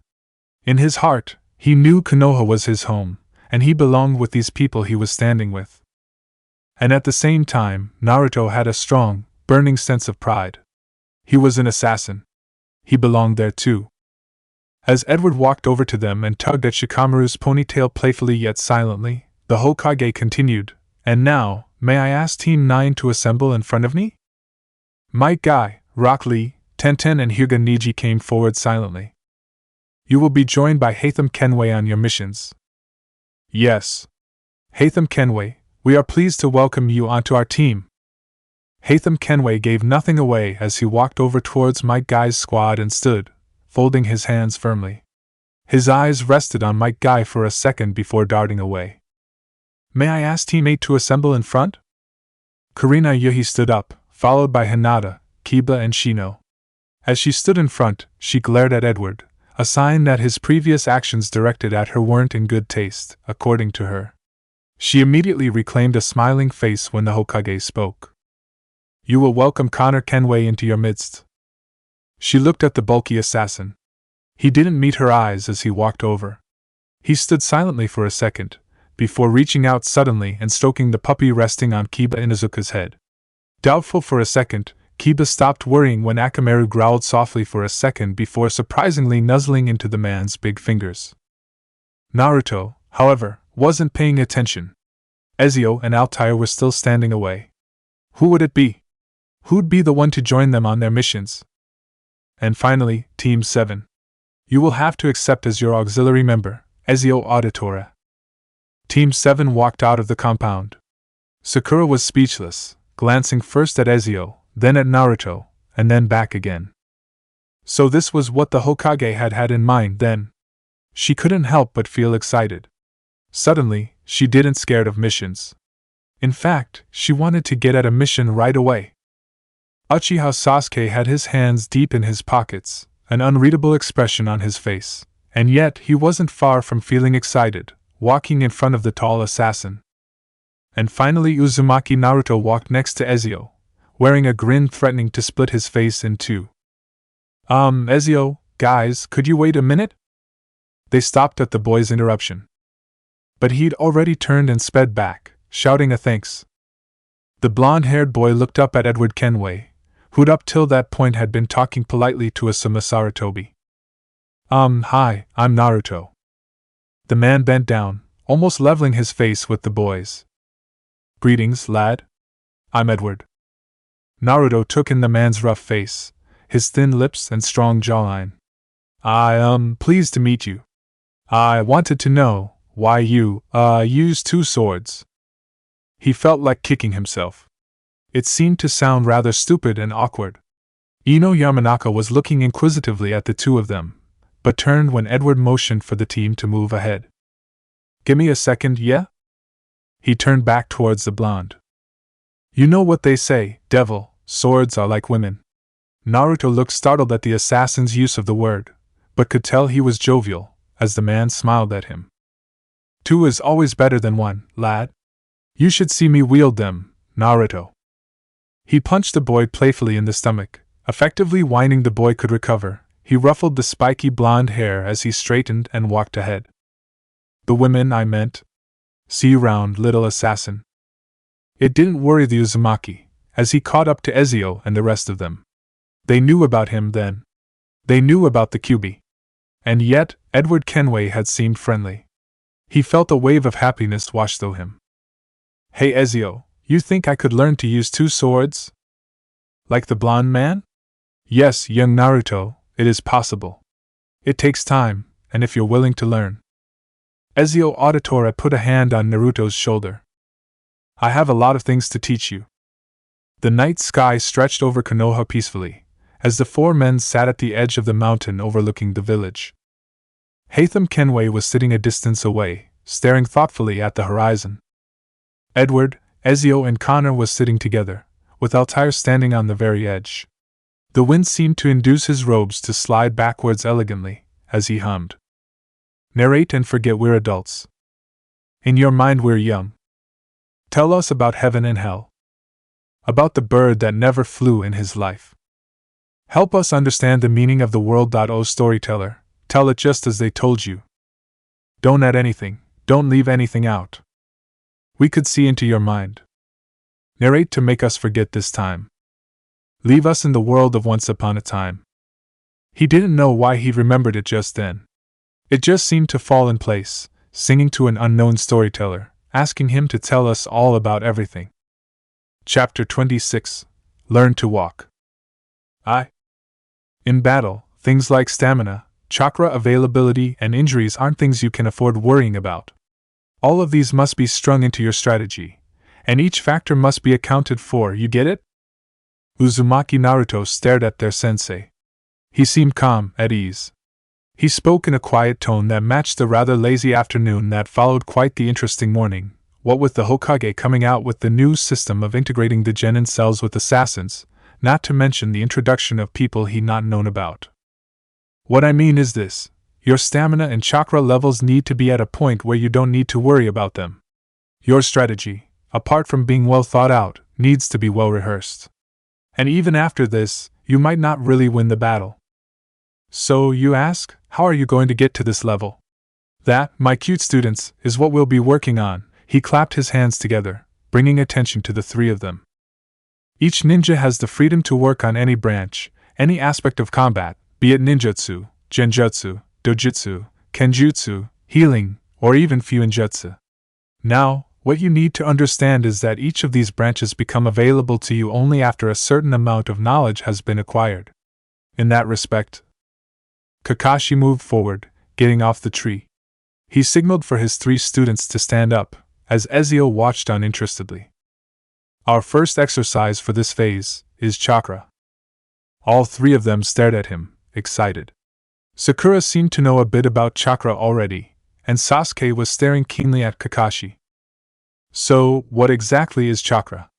With chakra, as you all know, a multitude of things can be done. Naruto, for example. How are you able to pull off your Kage Bunshin? Naruto looked at him, pausing before answering. Well, the scroll said you channel your chakra outward through the Ram seal, right? And you work on giving it a manifestation. Exactly. Did you listen to that, Sakura Sasuke? Channel your chakra outward. Now Kage Bunshin is only one among a positive thousands of jutsus. And is it possible for me to learn the Kage Bunshin? At Sasuke's question, Naruto opened his mouth to speak, but Kakashi was faster. No. Simply because the jutsu requires an unnatural amount of chakra for basic usage. Silence met Kakashi's words. Sakura was the first one to speak. And Naruto has that much chakra? Kakashi looked at Naruto momentarily, and smiled. Yes, Sakura. Naruto is, fortunately or unfortunately, from the Uzumaki clan. They were known for their large, almost staggering chakra reserves at peak condition. Naruto looked at the gray-haired sensei, quite forgetting to speak. Well, a talk with Kakashi-sensei was long overdue now, especially if he knew things about his family. Kakashi broke the silence. But getting back on track. We'll be working on chakra control from right now. Today marks our first lesson, tree walking. Sounds pretty lame. Why walk on trees? Kakashi ignored their remarks as he turned. Without giving anything away, he calmly walked over to the tree. And then, as if he didn't notice it was even there, he put one foot on the bark, and then another, and soon was standing comically upside down from one of the branches. Both Sakura and Sasuke stared at him, surprised. Naruto looked at him interestedly. Naruto knew how he was doing it, of course. With no one to teach him at Masyaf, he himself had discovered chakra. Of course, there wasn't much he could do, and he doubted being able to stand on still water could boost one's chances in battle. After all, back then, he'd had to focus on different things. But now, here their sensei was, telling them that tree walking was an exercise. Sensei, how exactly does this help our chakra reserves or whatever? Kakashi dropped down from the branch nonchalantly and looked at Naruto. Do you know what happens when I walk up the tree? It's simple, but a tricky to execute. Watch carefully again. He motioned for Sakura and Sasuke to come closer too. As they walked up to him, he lifted his leg and placed it on the tree.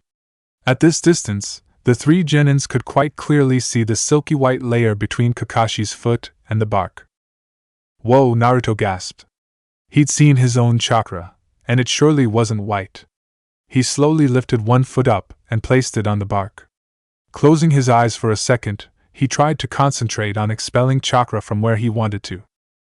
At once, there was a crack as Sakura gasped, and Sasuke stared. Kakashi looked at the boy before smiling. Very nice, Naruto. Can you feel the golden layer between your soul and the tree? That is chakra. He stared at his foot, pressing against the tree, but not quite physically touching it. Feeling a spark of confidence, he pushed up foot and raised his other one, planting it firmly of the bark. Only a millisecond later, he realized that he hadn't applied chakra on his other foot, and he fell on the ground with a soft thump. Both Sakura and Sasuke were still looking at him. Sasuke turned silently and walked away to a tree. Sakura still stood there. What, Sakura-chan? Nothing. I mean, how do you know all this stuff? How do you know so much? Naruto looked surprised, then a bit abashed. Nah, I don't know much, really, Sakura-chan. It's just, go ahead and try it. He turned, getting up. He raised a foot and tried to expel chakra. Almost like magic, a golden layer materialized under his foot, moving slightly, as if searching for something to latch onto. He marveled at how it just stayed there, effortlessly. He wasn't feeling any difference, just a bit of concentration was required, that's all. Admiring your own chakra? He turned, as Kakashi patted his shoulder. It's fine. Take your time, understand your chakra, maybe. The gray-haired sensei turned and walked towards the assassin sitting under the tree. Naruto watched as Kakashi sat down too next to him, and they seemed to lapse in conversation. He turned. This tree's going down. Sakura heaved a sigh of relief as she finally made it to the branch. While life back in the academy was straightforward and mostly structural, in the sense that not many things really happened out of the blue, life after that, well, had taken quite a turn. And it had all started with Uzumaki Naruto's return. Naruto's return had heralded what seemed to be a slew of surprises. Starting from the very fact that he'd returned from a strange place, and called himself an assassin, was amazing at the throwing test, worked a completely new style of combat, new jutsu that even Sasuke-kun couldn't learn, and the surprises didn't just stop with that. There were the 5 assassins then, one of them who was Naruto's teacher, and another who was now more or less part of their team. And then those 3 that had arrived after that, the blonde-haired man who kinda reminded her of Naruto, the quiet, tall man in blue, and the quieter assassin who looked terribly strong. She'd been ashamed, in the beginning, actually, to see just how far ahead Sasuke and Naruto were of her. And that was why she felt happy just now. When she'd first seen a layer of green coating the air between her feet and the bark of her tree, a happiness she couldn't describe filled her. To her joy, she'd realized that it felt easy, natural in fact, as she ascended slowly. And so, she finally reached out her hands, catching the branch and heaving herself up. As she exhaled, she looked around. Kakashi-sensei was under the tree, reading his book. Suddenly, he turned to her and clapped softly, giving her a thumbs up. She laughed at him, returning the gesture. She looked towards the far end first, spying Sasuke. Her face fell when she realized that her crush was struggling to do what she'd done with, well, relative ease. She watched, as he picked up into a run. He ran up a few steps before exerting chakra, and steadying himself, as the momentum carried him forward. He seemed to cover a distance, and was almost close to the mark when he lost his hold and fell. And then, as if nothing had happened, he walked back, turned towards the tree to try again. Sakura internally debated walking up to him and maybe showing him that she could. Hey, Sakura-chan! Nice! She looked down with a start, interrupted from her daydream. Naruto was standing below her, holding a few of his small knives in his hand, and yanking his hoodie back and forth with the other. So you made it up, eh? Yeah, it was easy. What about you, Naruto? Me too. Though I think I had it harder than you. I mean, I was watching you climb. You got it so quickly. She smiled at his compliment, before glancing at his hands. Why do you have those? She pointed at the small knives held between his fingers, before looking over and jumping down. Naruto waited for her to regain her balance before walking towards his tree. Oh, it's easy to mark your spot with the knife, you know, to indicate how high you've gone so far. See? He pointed at the bark of his tree, and indeed, there were several small knives lodged onto the bark. Wanna see me go? But before she could reply, Naruto had already stepped back. Glancing once at the tree, he broke into a run. Just as he neared the tree, he leapt, landing at a height onto the bark. Without a second's pause, he continued running up, dodging his previous knives, as he climbed higher and higher, past the first branch, then the second, the third. Soon he was really high up. Sakura heard the thunk as Naruto's knife wedged onto the tree. She moved back quickly, as Naruto ejected off the tree, using his momentum to do so, and fell on the ground beside her quite gracefully. As he dusted himself, Sakura fumbled with her words. That was amazing. Ah, thanks, Sakura-chan. I think it's easier when you take it at a run, so I didn't stop, just ran as much as I could. No, not just that, I mean, you jumped off the tree so, well. Ha, perks of the assassin training, I suppose. Hey, what about Sasuke? She turned towards the direction Sasuke was practicing in.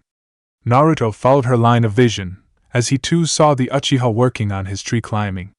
At once he could see that the black-haired boy wasn't where he wanted to be. Sasuke was just reaching the first branch, contrary to Naruto's expectations of him doing better. With a frown, Naruto walked over. Sakura followed a few paces behind him. As they neared the area where the Uchiha practiced, both Naruto and Sakura heard a rustle, and jumped when they felt a hand on their shoulder. Kakashi Hatake looked down at his two students, a small smile on his lips, barely visible through the mask. Don't. The man clad in white watched them quietly. The pink-haired girl, Sakura, had achieved the goal the fastest among the three children. Ezio could tell that she immediately had a knack for it. On the other hand, Uzumaki Naruto had taken a faster, wilder approach, albeit it was one that got the job done. Ezio couldn't help smiling at the way the blonde-haired boy had practiced climbing the tree. The clever use of throwing knives to mark progress, and to instill a sense of lateral movement along with the standard vertical ascent struck him as a smart thing to do. And not surprisingly, he'd touched the mark, and gone beyond, as was seen from his boisterous display of progress to the girl. Now, what surprised Ezio was the black-haired boy. The quiet one hadn't looked towards his other two friends when he practiced. He seemed focused, and yet, Ezio could tell that this wasn't necessarily a good thing. The assassin could easily figure out the dynamic between the students, and that it was the cause of the lack of Sasuke's progress. The boy seemed to have a block in his mind, without which it wouldn't have taken much to walk over to his friend to ask him about a certain knack in doing this. Ezio got up quickly and easily. He looked over at the boy on the far end. He looked up at the tree he was sitting under. Uchiha Sasuke bared his teeth in frustration. His ankles and calf were hurting with the effort he was putting in. Somewhere, somehow, I'm doing something wrong. He sunk to the ground, wiping the sweat off his brow. He didn't know how far Naruto and Sakura had gotten. Were they struggling like he was? Naruto, well, he wasn't sure about him. The blonde-haired boy had a certain quality of absorbing things very quickly. Sasuke was sure of that one fact. Sakura, on the other hand, he was sure would be behind both him and his friend. He didn't think it out of ego, or anything like that. It was just that she was too unfocused, wayward in what she did. Sure, she was level-headed, and could probably assess situations better than him, but Sasuke was confident of only that much. In his mind, there was no possibility of her. Sasuke moved around wildly in only the last second. Heart beating, he scrambled to his foot to see the large figure of Ezio Auditore clicking his tongue while dusted his robes. What the hell was that? I wasn't quite sure you would dodge that, boy. Is this a thing with you assassins? Do you derive some retarded pleasure out of surprising people? His voice had a metallic ring to it. He wanted to make sure Ezio realized that his intrusion wasn't very welcome. However, the tall man seemed to both receive the hint and remain oblivious to it, something that, Sasuke found, reminded him of a certain loud-mouthed idiot. You're not making much progress, are you, little fighter? Sasuke let the address slide as he sat down once more, facing the assassin. What stops you from asking your friends about it, little boy? He looked up at him. What stopped him? Well, what did stop him? Maybe the fact that this was something he wanted to do, learn on his own. Maybe the slight frustration about the way Naruto seemed ahead of him at almost every turn, maybe. What makes you think they're ahead of me? The man laughed. What makes you think they're behind you? In any case, shouldn't you check? Shouldn't you ask your friends, for they are your friends after all, aren't they? Sasuke stood up. He didn't want to reply. There was something in the blunt truth of the fact that the man's words indicated. And he didn't like it. He walked up to the tree when he felt the man's hand on his shoulder. How he'd gotten up so quickly and walked over to him noiselessly puzzled Sasuke for a moment before he heard the man's words. Naruto looked at Sasuke, making sure that his surprise didn't show. Do you know Sakura's better than both of us at this? A look of surprise crossed the Uchiha's face. Naruto gave a sudden, rather rough laugh, like he wanted it to pierce his friend. Worse than the girl, aren't we, Uchiha? Suddenly worse than the stupid girl who knows nothing, right? How can she have done it? Well, team, you can ask her. I'm not saying anything, not because I'm angry, but because I don't know how I did it, myself. She can probably articulate and explain it better than I can. Sasuke's pallor remained impassive at the blonde's rather angry monologue. Yet he couldn't let the words slide off him, like normal. It seemed to hit him, what Naruto uttered. He stared into his cerulean eyes for a second before closing his eyes. What do you see in her? How do you? With unnatural fluidity, Naruto's hand seemed to slip out and grab hold of Sasuke's shirt. If I'm gonna have to explain that to you, you're more of a prick than I think you are. Fine. Concentrate on maintaining your position. The key isn't thinking ahead, it's in thinking in sync with your feet. Sorry, Dobe. Naruto looked at his friend, who was looking anywhere but at the blonde. Naruto smiled as he twirled the small throwing knife in his hand. Uchiha Sasuke didn't need to look at Naruto to hear the involuntary no need, team that was never uttered between the two of them. Did you thank her at least, though? Yeah. Cool. They lapsed into silence as they waited for Kakashi-sensei to return. Sakura had struck up conversation with Ezio, who was pointing at the ground and making motions with his hands. Naruto could tell that they were discussing future stamina exercises for Sakura, who now decided that Ezio was the person to tutor her on the subject. Naruto lifted the small weapon high above his head. Staring at the tree in front of him, he swung his arm. The object whizzed through the air before wedging itself on the branch of the tree, becoming one among many other knives that marked Uzumaki Naruto's progress. The boy moved back, his mind clouding, his vision blurring. No, this couldn't be right. This couldn't be happening. It's all your fault, Kakashi. Kakashi could hear Rin's voice, even though she didn't say any of those words. She didn't speak to him for a long time after that. Her face was downcast, broken. Kakashi could feel the revulsion building up inside him.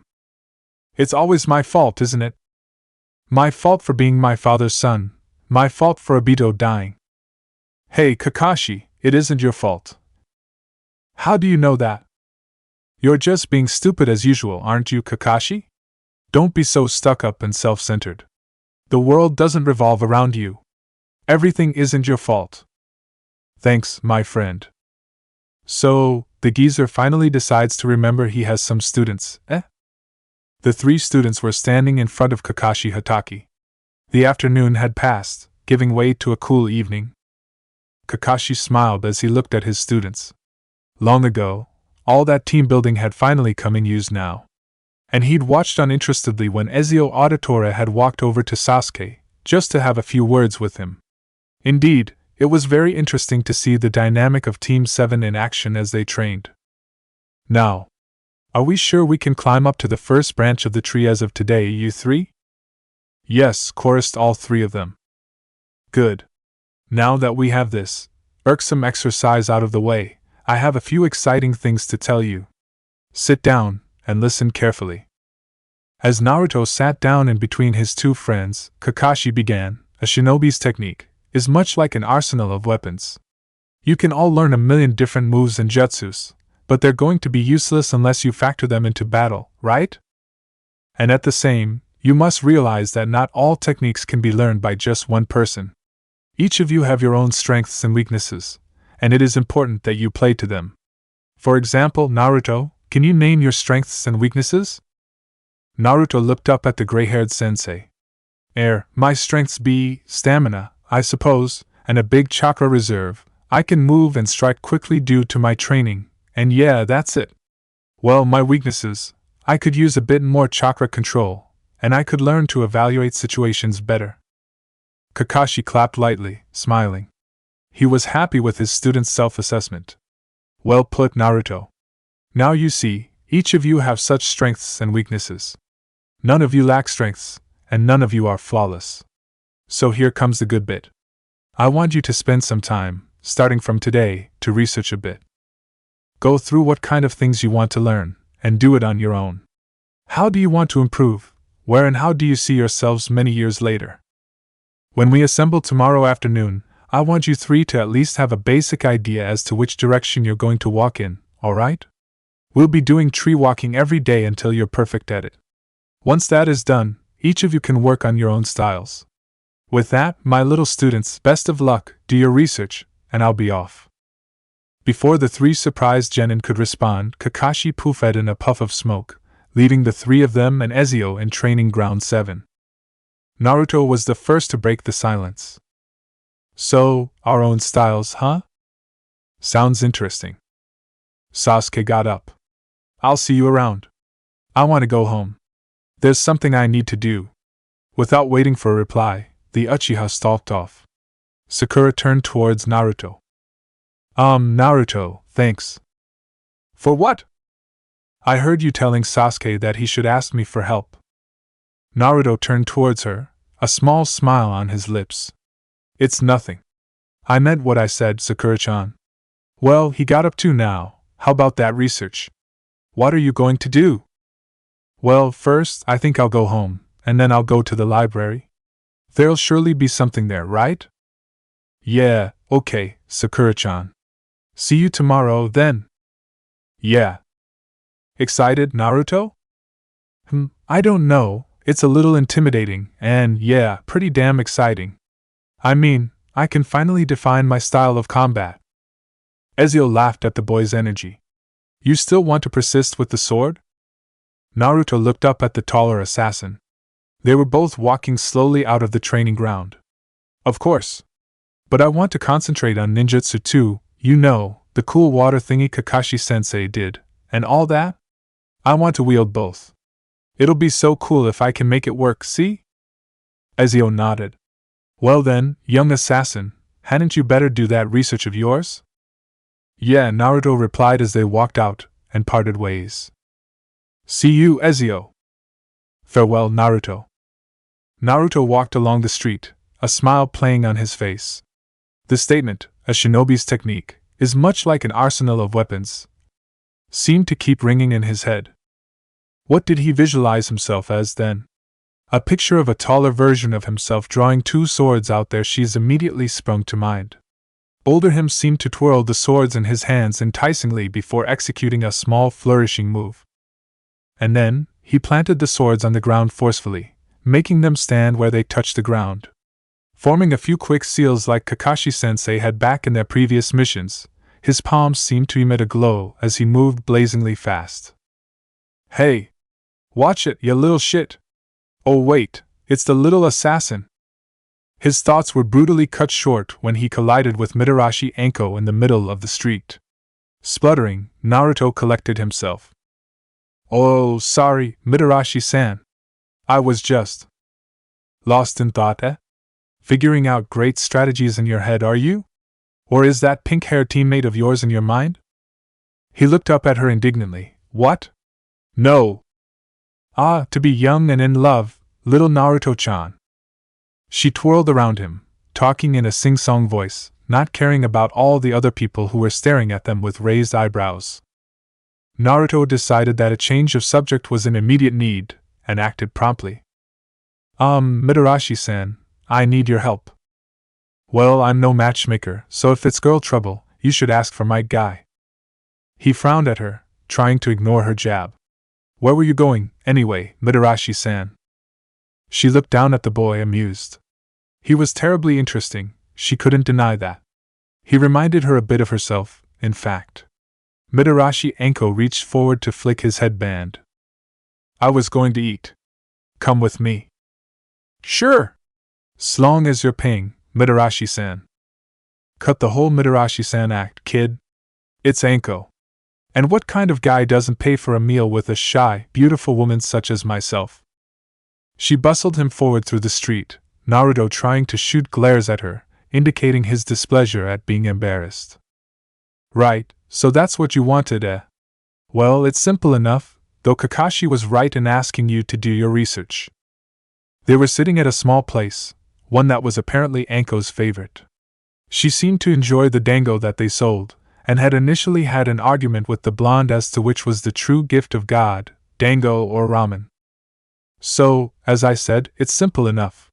Small chakra reserve equals easier control, which reflects on ease in learning techniques.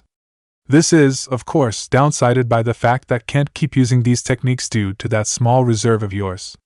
You can figure out the other end of the spectrum yourself, kid. So where do you think you fall? Naruto regarded her as he ate the dumpling. I have a large chakra reserve, at least that's what Sensei told me. And I think I have some measure of control over it.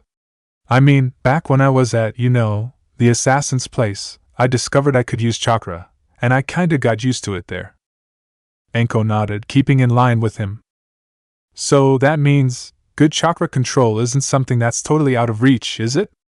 Ideally, I want to learn good jutsu, but not get exhausted. Do you think that's possible, Mitarenko-san? Sure. Nothing's impossible, as they say. But yeah, it'll require a shit ton of work. You up to it? Course I'm up to it. Yeah. Anko-san, you're pretty loud, you know. Kid, when I need counseling, I'll be sure to tell you. They got up, Naruto feeling cheerful. Mitarashi Anko was undeniably a lot of fun to be around, and he hadn't even interacted with her all that much. As they headed out of the shop, she slapped his shoulder. "'Kay then, little assassin. Keep your hidden blade safe, eh?" "I what?" She laughed as she walked away, waving. And as he turned to, Naruto couldn't help thinking she was a hell of a lot like him. He pulled up his hood, walking towards the monument. All right then. To the library? Time to get shit done. Ezio walked into the cool compound outside the academy. He smiled when he saw that the others had already come. A blonde-haired man was sitting on the branch of the big tree, talking to Master Altair.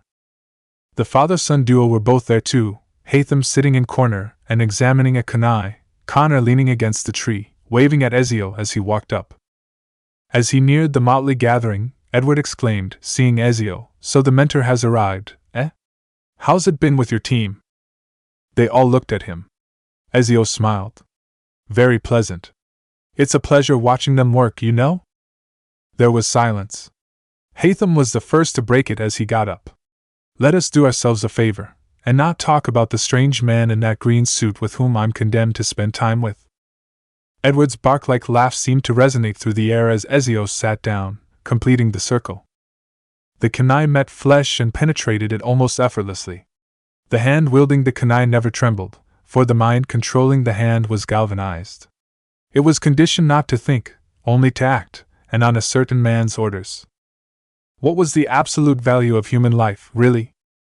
1, 2, 3, and then he lost count. He couldn't see the victim's face. He couldn't hear the victim's cries. He couldn't feel the impact of the life he was wrenching away. Uchiha Itachi could only feel primal happiness filling him, running through his veins as he slashed away quietly. He sat down, leaning his head against the rock, using it like a pillow as he stared at the vast expanse outside the Akatsuki hideout. Will my mind ever collapse, he wondered. It has to, one day, so many years, an eternity of lies and secrecy, of maintaining false demeanor, of trickery and treachery. One day, he'd be found out. He didn't need to look at the lavender-haired woman to know that it was Conan sitting quietly next to him.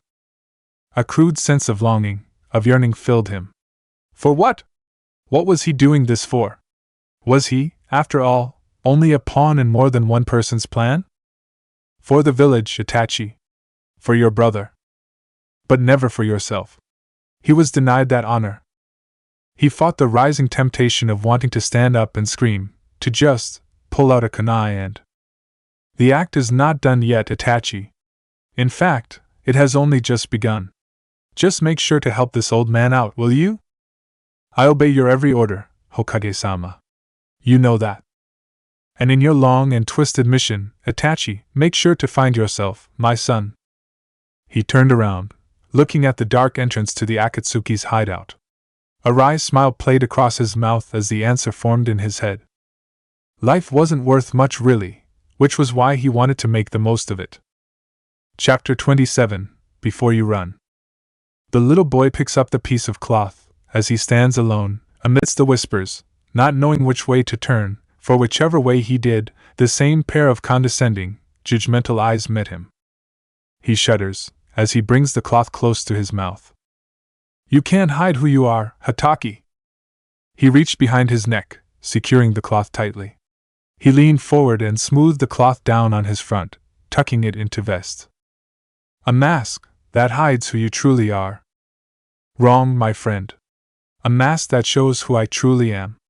I am not Sakumo Hataki's son. How weak, Kakashi. How pitiable. Kakashi smiled. He was, really. Before you run. The young blonde-haired assassin stepped into his house, grinning widely. Night was stepping into Konoha, as he walked forward, unzipping his hoodie slowly. Removing it, he folded it neatly and laid on the sofa before walking into his bedroom. A shinobi's technique is much like an arsenal of weapons. Depositing his sweaty clothes in a pile in the right place, he walked into his shower, still occupied with his thoughts. His head was swimming with all the things he'd learned just now. When Kakashi-sensei had told them to their own research, he was a bit lost, at first. Having spoken to Mitarashi Enko, he decided that he'd give the library a try. Dual wielding is a lesser-used style of combat. The choice of using swords on both hands implies that one's defensive techniques must be reworked before implementation. The most important aspect of dual wielding lies in maintaining balance as the offensive moves are deployed. He sighed, closing his eyes as the warm water met his skin. This thing was far more intricate than whatever he'd had in mind, that was for certain. Even as he just learnt the grips and stance of using a single sword, mastering two swords seemed a daunting task. He really needed someone to guide him. Immediately, not one but two people sprung to mind. A tall, bearded assassin, and a blonde-haired one whose eyes seemed to glint with amusement. You know what they say, devil, swords are like women. He couldn't help smiling, even at the little memory he had concerning Edward Kenway. As he walked out of the shower, drying himself, he decided that he had to talk to all of them, not just Ezio and Edward. Selecting a blue t-shirt and some khaki pants, he walked into his hall. While it still wasn't very late, he didn't want to have his dinner just yet. And as he stood in the center, a thought struck him. Staring for a moment at the wall opposite to him, he walked forward and gently removed the painting of a gray fortress. Taking a cloth left in his kitchen and wetting it slightly, he carefully cleaned the wall. A few minutes later, Uzumaki Naruto was standing in front of the wall, staring at it with a smile. Perfect. Right, then. I just need to get some sort of board, now, like a base or something. Wonder where that's available, though? He stared silently as he sipped the strange drink. A comfortable silence seemed to waft through the air in the place, with the odd low murmurs punctuating the atmosphere. The four assassins seated next to Haytham Kenway were silent too. His father was looking around interestedly, as usual, and his son was staring at his drink suspiciously. On the far end, the Grand Master seemed to have lapsed into easy conversation with the mentor. He regarded the place with a loose indifference. Not just their surroundings, but this village itself. He regarded these people, the ones who called themselves shinobi. They seemed to wield a power far different than he'd ever laid eyes on, and yet it seemed to hold some sort of blunt familiarity to him. It seemed only natural that they were able to do so. He closed his eyes, finding the cool darkness inviting. Somehow, the air seemed relaxed. The burden that had plagued him in his time was now nowhere to be felt. The constant frustration, anger, at his own incompetence, and at the others' foolishness as they went about opposing that from which they could only benefit was now non-existent. Instead, it was only replaced by a quiet curiosity, one that seemed to overpower his discomfort at having been thrown into a world foreign to him. His fingers seemed to rest upon the cross when he opened his eyes, having heard Edward Kenway break the silence. "Hey, isn't that the boy, the container one, right?" Altair and Ezio leaned forward to look outside, at the blonde-haired boy walking across the street with some sort of thin, wide plank in his hands. The silence presiding in the shop was broken rather harshly by Edward Kenway's voice. Hey! Here, what's his name, again? Right, Narutoh. Everyone in the shop seemed to turn around to the strange group of people, one of whom sounded overly enthusiastic about something. Meanwhile, out on the streets, the boy named Naruto jumped and turned, not quite placing where the call was coming from. He did, however, deduce that a group of people consisting of 5 assassins sitting inside a bar had to be the obvious option. Smiling, as he spied Ezio there, Naruto walked in. He was immediately aware of the fact that he was in a place where, well, people his age weren't supposed to be, but that didn't seem to stop Edward Kenway from winking at him as he walked in. "Hey! Nice to see you people out and about, as they say." On the far end, Master Altair turned to him, smiling lightly before getting up. "Well, I think it is time I leave. I have to meet Sarutobi on his request. You can take my place, young assassin." As he walked past, he patted Naruto on the shoulder, a gesture that Naruto didn't often receive, really, from his master. As he moved forward and sat into the comfortable chair next to Ezio, he could sense 3 pairs of eyes on him. "Well, since I already know Edward," he reached forward towards the dark assassin. "Nice to meet you. I'm Naruto." Connor Kenway looked into Naruto's eyes unsmilingly before responding with a small handshake. "My name is Connor. It is good to meet you, Naruto." His voice wasn't very deep, but it had a nice, pleasant ring to it.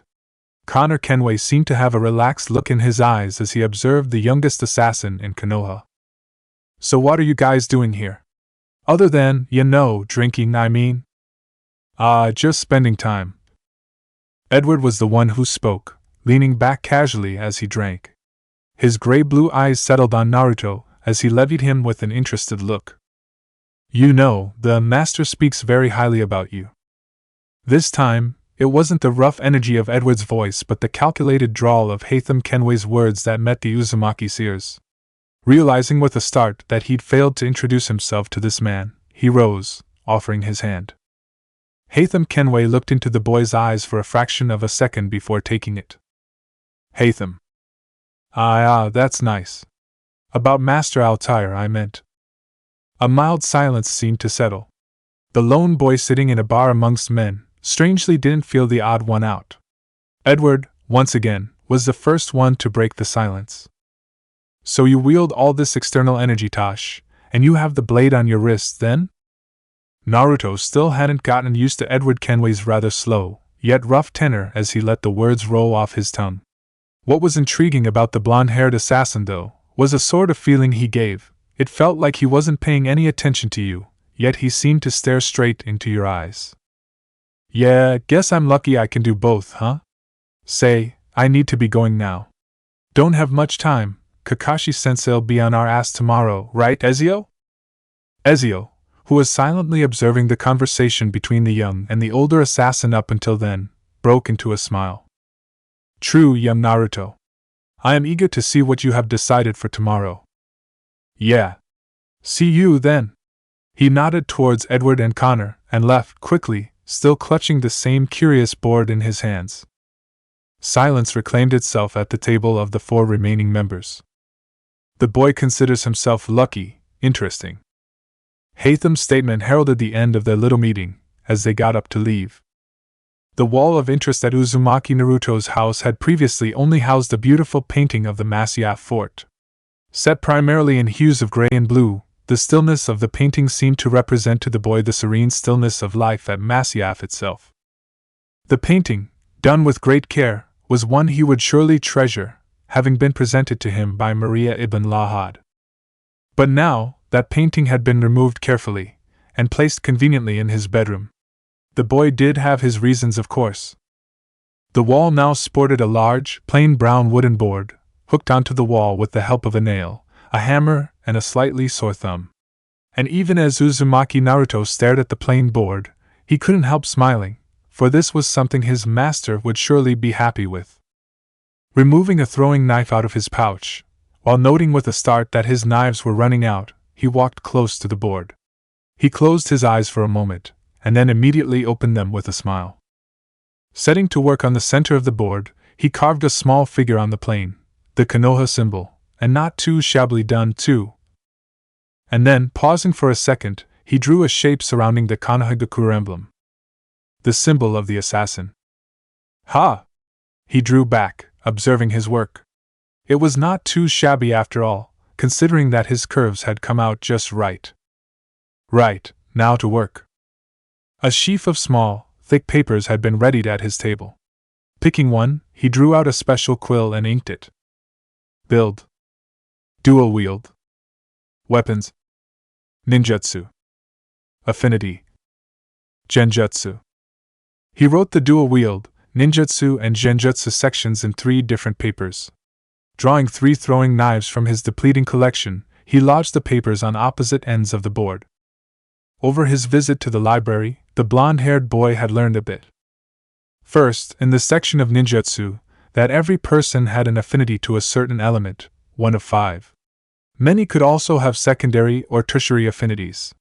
Each of these affinities obviously signified that one would exercise greater control over their affinity, as opposed to any other element. Suetun, Suryuden no Jutsu. So was Kakashi-sensei's affinity water then? Somehow, Naruto felt a nagging doubt that it wasn't. The man was, after all, a jonin, an upper-ranking ninja, someone capable of a wide range of combative abilities. Naruto reminded himself to make sure to quiz Kakashi-sensei about affinities the following day.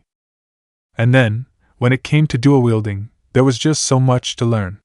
He'd decided then that it was always better to learn the practical aspect of the art, and then study the theory. Those words would, after all, make more sense when he'd gotten a taste of the style. What he'd spent more time in was the weapons. This was where the vastness of the library really amazed and gladdened him. He just expected, well, weapons native to Konoha, or maybe the shinobi themselves, but weapons from all over the world seemed to be illustrated and well detailed, with illustrations of both the weapons themselves and the many stances. What he absorbed was that, while each weapon required modifications in style ranging from minor to major, each weapon set warranted substantial knowledge in the art of dual wielding. It was then easy for the blonde-haired boy to decide that he still had a long way to go before he started choosing between famous blade frameworks. And finally, genjutsu. Naruto had to admit, he didn't know anything about this art, except it involved the generation and identification of illusions, both visually and orally. It just seemed so very cool, so he'd just written it on the paper, prepared to take it down if it didn't suit him. But for now, he was happy as he stared at his handiwork. The board stood, boasting a unique symbol at its center, and a measly 3 sheets signifying the build Uzumaki Naruto was hopeful to construct for himself. And one day, just one day, this board, he knew, would be filled with all kinds of abilities, techniques, and strategies, even as he became the first of his kind. The small silence that followed was interrupted by a sound. Knock. He turned, jumping slightly at the sound. Who the hell could that be? Altair smiled as he slid his hand over the 2 letters. One envelope said Ishq and the other said Little Spark. To anyone but Altair ibn Lahad, this wouldn't have made all that much sense, of course. Keeping the latter envelope aside, he lightly prized open the one that said Ishq on its front. As he slowly unfurled the parchment, the rather neat scrawl of his wife met his eye. As he read the letter, which in itself was a short one, he couldn't help the small smile on his lips. Ah, Maria, always the jab. Her use of the word ishq was one that stirred humor in him. It meant love in his language, and this didn't add up to Maria. Altair knew, for one, that she rarely used the words, and more importantly, was never one to call him love, or behave in a romantic manner any time. She always addressed him as Altair, and nothing more. Once when they were alone, and he'd questioned her playfully about the lack of any endearing terms, she'd laugh before admitting that she adored his name too much to replace it with anything else. Don't let it get to your head though, assassin. It was only your overwhelming ignorance, and my desire to correct it that led me to being your wife. Altair suppressed the smile that threatened to breach his ever-stolid pallor as he read the letter. Even as he finished it, he folded it and neatly tucked it into his robes. He looked up at the old man looking at him. Good news, Sarutobi. My wife's located the third piece. Sarutobi Hiruzen's face broke into a smile at the assassin's words. Convey my compliments to her. Now, we are indeed in a desirable position, my friend. Altair nodded. Any leads on the location of the next old man? I have a few sources, but I will be sure to inform you when we hit something solid, my friend. And even as the Hokage finished his sentence, there was a knock on the door. Altair walked across the room to open it. Forgive me for disturbing you at this hour, sir. Connor Kenway's low, placid voice greeted the ears of the master and the Hokage. The Hokage shook his head back and forth, smiling, to signify that the assassin was doing nothing of the sort. Altair managed a grimace at Connor Kenway. You couldn't count the amount of times Sarutobi Hiruzen has caused me trouble by waking me up at odd hours. The tall, dark assassin smiled at the master before looking back at the Hokage. You see, I seem to have small problem in terms of accommodation, sir. Ah? The master has a quarter in this very building. Ser Ezio is accommodated with the gray-haired man. From what I inquired, my grandfather stays with your son and my father, with that energetic man. Your logic of accommodation for us assassins so far has indicated that we stay with the respective teachers of the groups of students. And I do not think it is very appropriate for me to, stay with Kurina Yuhi, I think? The Hokage seemed amused at the nature of Connor Kenway's problem. His usually steady and stoic eyes seemed to waver just a little bit as he spoke now. I do think, Connor, Kurina will not have a problem. However, I can sense your discomfort. What do you think, Altair? Altair grinned at the old man, and then turned towards Connor. I think I know someone who would love to another assassin staying at their place. Altair walked towards the desk, drawing out the envelope that said Little Spark on the front. Be sure to give this to him, will you? He handed it to Connor. Connor paused before taking the letter. Forgive me, master. Who? The Hokage, by then, had scribbled an address on a spare piece of paper. Standing up, he walked over to the confused assassin before patting him and handing him the address. Don't worry. I'm sure he will be delighted to have you. Knock. The blonde-haired boy turned, jumping slightly at the sound. It wasn't really very late yet, but then again, Uzumaki Naruto never really had a good number of people knocking on his door. In fact, he estimated this was the first time after he'd reached Konoha that someone was voluntarily visiting him.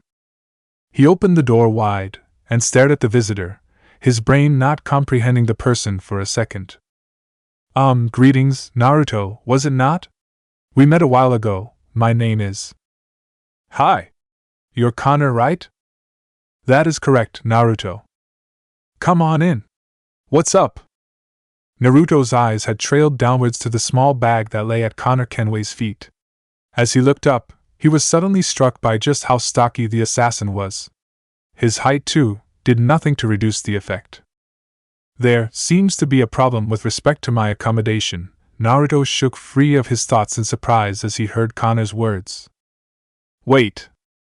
So I was, told that I could stay here? For Uzumaki Naruto, loneliness seemed to be a constant. Ever since his childhood, he'd been alone. What appeared to be a demon that had caused the villagers immense grief was a lost, helpless child who was unaware of the reason everyone looked at him as if he were something unpleasant. And then, one day, the man in white had arrived. Uzumaki Naruto was taken to a place where people cared about him. They were aghast at his malnourished state, and they accepted him like one of his, much to his initial bewilderment. However, even at Masyaf, Naruto was alone, but not out of cruelty. At Masyaf, among the assassins, you were expected to fare alone, even as a child. They pushed him, encouraged him to think on his feet, quickly at that, and drew out the best in him, according to Naruto. He alone at Masyaf, but not truly so. He had support, he had friends, and he had significance. To the little boy in a foreign land, it was more than he could ever wish for. I can understand if it isn't quite all right. I'm sure your leader can think. No. I mean, it's all right. I'd be happy to have you at my place. Connor Kenway's face broke into a small smile at the little assassin's show of affirmation. The older assassin hadn't missed the torrent of emotions flashing through the boy's eyes before his visage had lit up with a grin. There was simply something in the boy that you couldn't help being amused at. Thank you? Can I? Hey! You shouldn't even ask anymore. It's your place too now. Moving forward eagerly to pick up the bag lying at Connor's feet before ushering the assassin in and shutting the door, the boy's excited voice broke through the silence that usually seemed to characterize Uzumaki Naruto's abodes. Right. Come on. Well, it's a small house, so don't expect much. The kitchen's this way. Naruto placed the bag carefully on his couch before showing him a rather clean kitchen. And there's the balcony. It's really small, we'll get around to it later. Here. That's the bathroom. And finally my bedroom. Connor was shown a neat little bedroom. Even as Connor took in everything he saw, he couldn't help but start to enjoy the boy's excitement already. Well? Naruto was looking up at him, probably indicating that it was time Connor gave his verdict. The man's mouth stretched into a small smile. It is a well-kept house, young assassin. I am sure I will be happy while I stay here. In the back of Connor's mind, a sudden memory seemed to whisk by. Well, no welcome home, sir? Boy, when I welcome you home, it'll be when you've grown out of your childhood. I'm an adult. You're still a bratty little child. Hey, don't you start with young assassin too. It's Naruto. My apologies, Naruto. Geez, you don't have to be so formal about it, hey? Well, you saw it. My bed's only made for one. I do believe I can sleep on that small bed you have in your common room. Don't be silly. Look, we're already out, so enjoy the walk. All we need are a few god mattresses and some extra pillows. The streets of Konoha were a lot more devoid of people at this time. The younger crowd had dispersed by now. Many restaurants and shops were still open, ready to receive a generally older crowd at this time. People still walked by, talking happily or pointing at objects across the lit windows of shops, and yet the usual chatter that characterized Konoha evenings was obviously absent at night. Here, Naruto pointed, as they stopped in front of a well-decorated place. Washitsu's warm bedding. I haven't been to this place yet. When I came to Konoha, I bought my stuff from a different shop. They say this shop is a bit more expensive. Well, I have the currency. He grinned, patting his wallet. His recent slew of solo ing D-ranked missions had earned him a bit. Connor nodded rather slowly. I will be sure to pay you back when I can, Naruto. Nah. No. I cannot. We settle it later. Now in we go. The two of them quickly entered the shop. Whoa. They were inside some sort of wonderland, at least that's what Naruto's first impression was. The place seemed to be decked with all kinds of stuff to do with beds, pillows, mattresses, everything. His amazement, however, was stopped short when a cold voice cut through. What do you want? Naruto turned to look into the eyes of presumably the owner of the place. And he understood, of course, at once. What do you want, boy? Connor watched in silence as the blonde-haired boy wore a small look of resentment on his face as he faced the man. I want to buy some. I'm not selling. Not to you. There was silence. Uzumaki Naruto looked into the man's eyes. While he hadn't been hassled much as the Fox of Nine Tails since his surprise return, he knew this was bound to happen. Several years ago, he couldn't have walked on the streets without having to sport a bruise somewhere on his body, but now, he supposed, he'd just have to be thankful he could do at least that much. He turned around, not wanting to look at Connor. We're leaving. No. Naruto turned in surprise when he heard the tall assassin's voice. Why aren't you selling? Is it past your time? Connor's voice was low, devoid of inflection. He didn't give away a shred of emotion as his eyes bored into the back of the shopkeeper's head. I think not, he continued, for I still see customers. What then is your reason? The shopkeeper seemed to have only just realized Connor's presence as Naruto had turned to leave. And now, he felt just the slightest bit uneasy as the foreign-looking man stared at him. None of your business, Ryoka. Troublesome visitor. Naruto's jaws clenched at the less than polite way Connor had been addressed. He did, however, decide to stay silent. For once he wanted to see where this would go. It is all my business. This boy is my friend. And you are refusing to allow him to look through your wares. Tell me the justice of your stance, and I will gladly retreat. The man seemed visibly shaken at Connor's statement, though Naruto could not tell if it was because of what he'd said. It was something in the assassin's voice that seemed terribly calm, disconcertingly so. It wasn't the cool detachment of Master Altair's voice, for Connor's did have some color to it, which made it all the more intimidating, without him actually saying harsh words. Get out. Naruto felt a pang of worry. Did Connor Kenway know about him? If he did, would he stand by his words? Despicable. Is this how your people treat your own kind? You are afraid to rally your words with logic, for you hide behind the protection of an old, redundant, ignorant, judgmental, prejudiced belief that ultimately is incorrect. You are every one of you the devil you accuse your own kind to be. Uzumaki Naruto felt a wave of warmth wash over him. Connor Kenway's words seemed to pierce every column of air in the shop as everyone turned around to look at the commotion. It made the shopkeeper visibly draw a breath. And it filled him with warm happiness. There was no way Uzumaki Naruto stood alone, and he knew that he wouldn't ever be. They were seated in Naruto's balcony, silently observing the night. Back in the hall, a comfortable-looking mattress lay, complete with covers and pillows. Naruto had drawn chairs and placed them in the balcony. The boy had remained silent all the while. Connor didn't mind. He knew he couldn't come close to assuming the boy's tribulations and his thought process. In an effort to take his mind off things, Connor, remembering that he had a letter he had to deliver from the master, stood up, reached inside his robes and handed the boy the letter. Naruto looked at the letter for a second before immediately pocketing it. Connor's movement seemed to have sparked in him the need for conversation with the assassin. Thanks, for that, sir. You can call me Connor, Naruto. I apologize, Connor. It took Connor a moment to reply in the blonde-haired boy's imitation. You don't have to be so formal, geez, upon which they both dissolved in a gale of laughter. All was calm. All was silent. All was dark. The interiors of the caves seemed to glow and dim repeatedly. They say that rain is a sign of change, that it heals wounds of old, and washes the slate clean and bright, so that one day we may script ourselves the futures that we want. They say that it marks rebirth, and that we can begin anew. The boy stands alone, and yet there is a man in front of him. Old, frail, helpless.